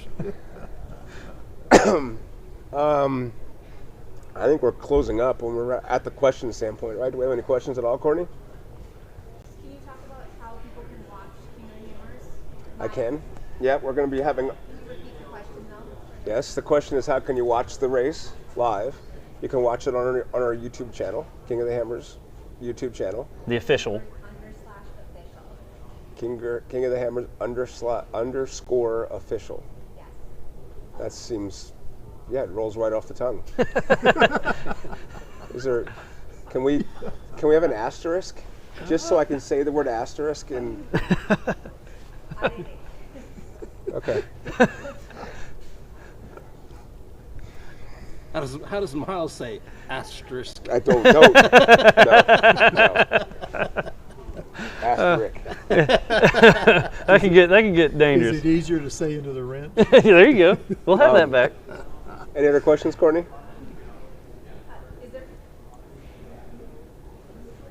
I think we're good. We'll pretend like we're good, and we'll talk really fast, and we'll get Courtney all spun up. Lots of questions about qualifying, power hours. Can you just address that, please? There will be qualifying, and there will be power hours. Not announced tonight. No.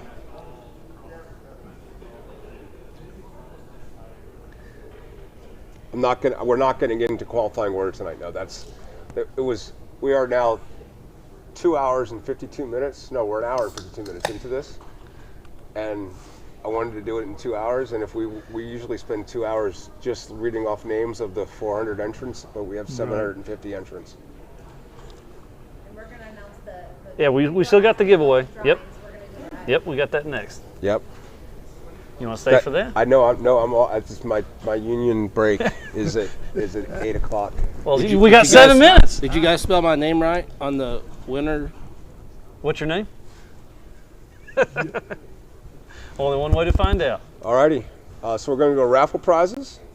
Yeah, we're going to do the giveaway. People want to know, are we doing a rookie program in coming years? And I have to say, we already have. Do we play the rookie? Wait, we need to play the rookie video right now. No? Tech issue. No. Tech issue. Okay, we're going to go to our YouTube channel and play the rookie program's first episode. Do that for yourself. See self-serve. And I'm having a lot of fun with the rookie program, and I know that it's helping the new people. Both everybody in the program and helping us as well. It is that's cool. Well worth the effort. Absolutely. Yeah, that's cool. We have 5 rookies for 2024.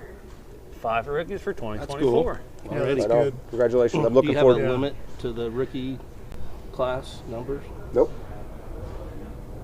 Yeah, we want everybody to come race with us. The funnest thing in tech is talking to the rookies. Yeah.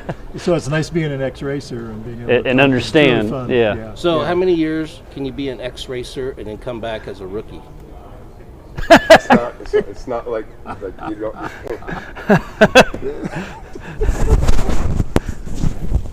That's a legit question. No, it's not. What if I change my name? You'll still be slow, but you won't be a rookie. Thanks, Dave. Go do raffle. All right. Yep. Let's do the giveaway. I'm going to bring Courtney up. She's going to help me with that. But yeah, again, thanks for everybody. You're going to love the course. It's going to be good times. But yeah, thanks everybody for tuning in. We'll be kicking off the 2023 Progressive Insurance King of the Hammers, powered by Optima Batteries here in just a couple weeks. Well, Courtney? Good people.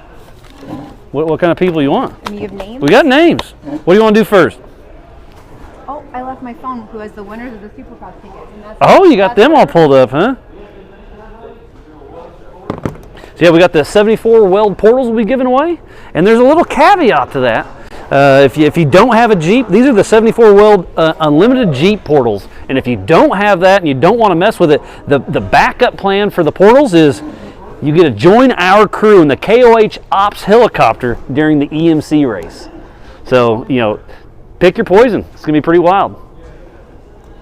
Oh, so you told them that already. Oh, I forgot. Yeah. You sent out an email a little while ago telling You did, people remember? that. Yes, I did. So I just put a mic on. Can you all hear me? Just grab a stick mic. This instead. Okay, so do you think somebody is going to take the portals, or are they going to take the helicopter? What would you take? So one of the coolest things I've done a lot of cool stuff. Helicopters are awesome. So if you don't have the Jeep, you don't want to mess with it, helicopter's cool. But those 74 weld portals, I mean, that's the same thing all the Broncos are running. I mean, Healy, I mean, it's those portals are amazing. If you go check out 74 Weld, they've got an amazing product. It's got the gear drive deal. It gives you so much belly. It's just a cool deal. Those things are amazing. So it is. I don't know what I'd do. They won't fit my Jeep, so, but I'd take them. And what would you do with them then if they don't fit? I'd figure it out. Okay. I need a new Jeep. Give me an excuse for that. Okay, so let's do this. Who do you want to announce first? Should we do the portals or the Supercross? Let's do the portals. All right, let's do it. Okay, so the winner. I hope the winner's watching.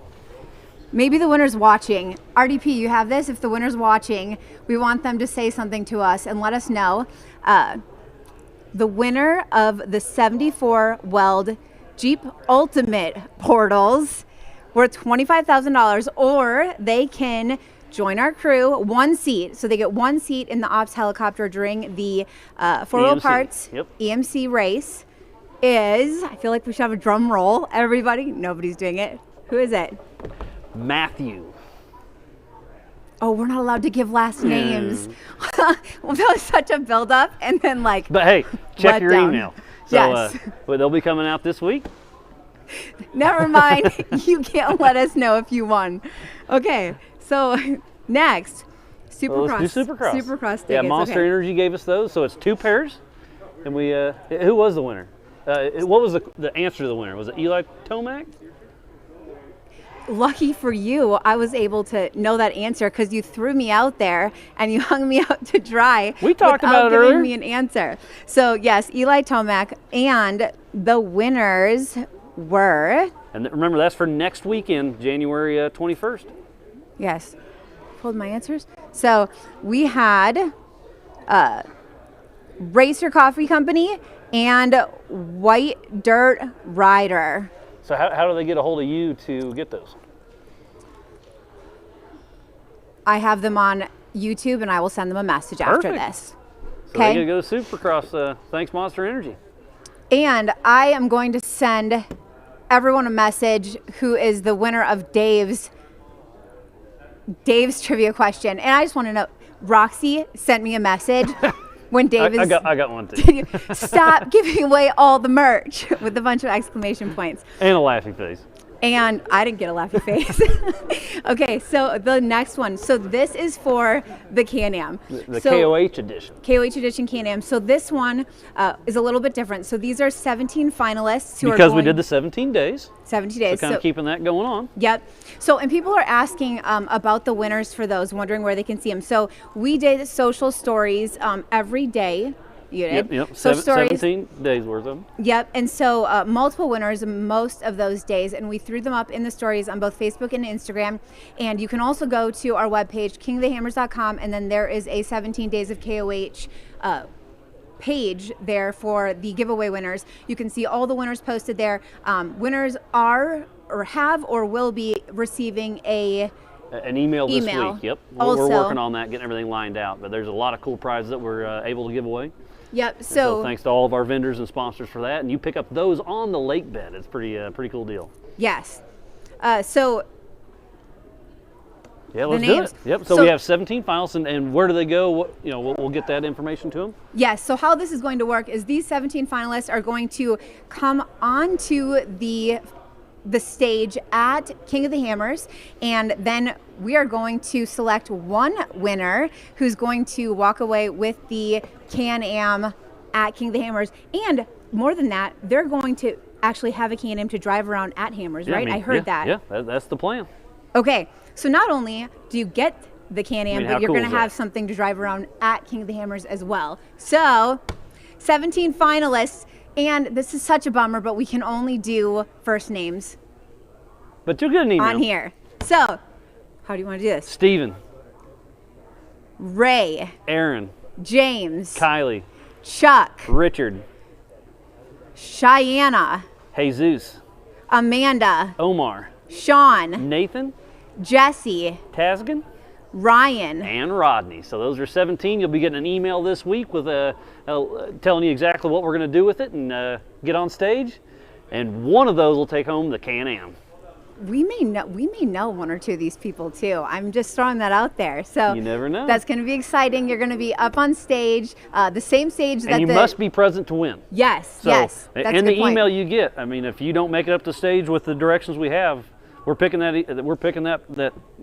winner, and they're driving off the stage. So how cool is that? You get to come up on stage, the same stage that all the competitors drive across when they finish the race. So that's pretty neat. Yep. So want to wrap this up? Yeah, it's cold. I'm done. Yeah, it's been right at 2 hours. It's a good time. Dave dropped some amazing inside of that course. He's been showing us for a while. He's been working on it. I remember coming out during Thanksgiving, and he was working on the course, and he just keeps dialing it and going.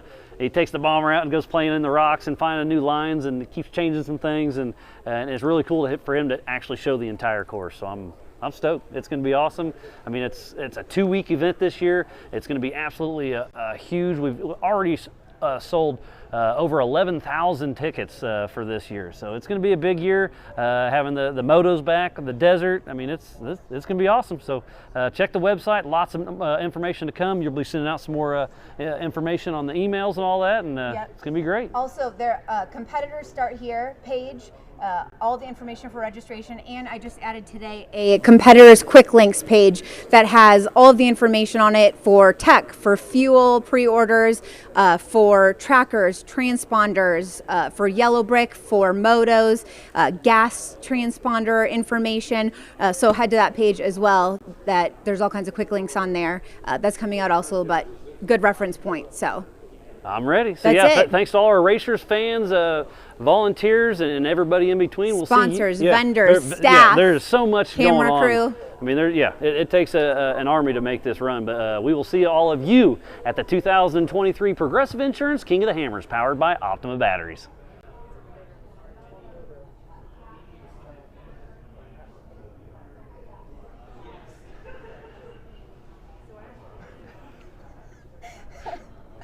How long you guys?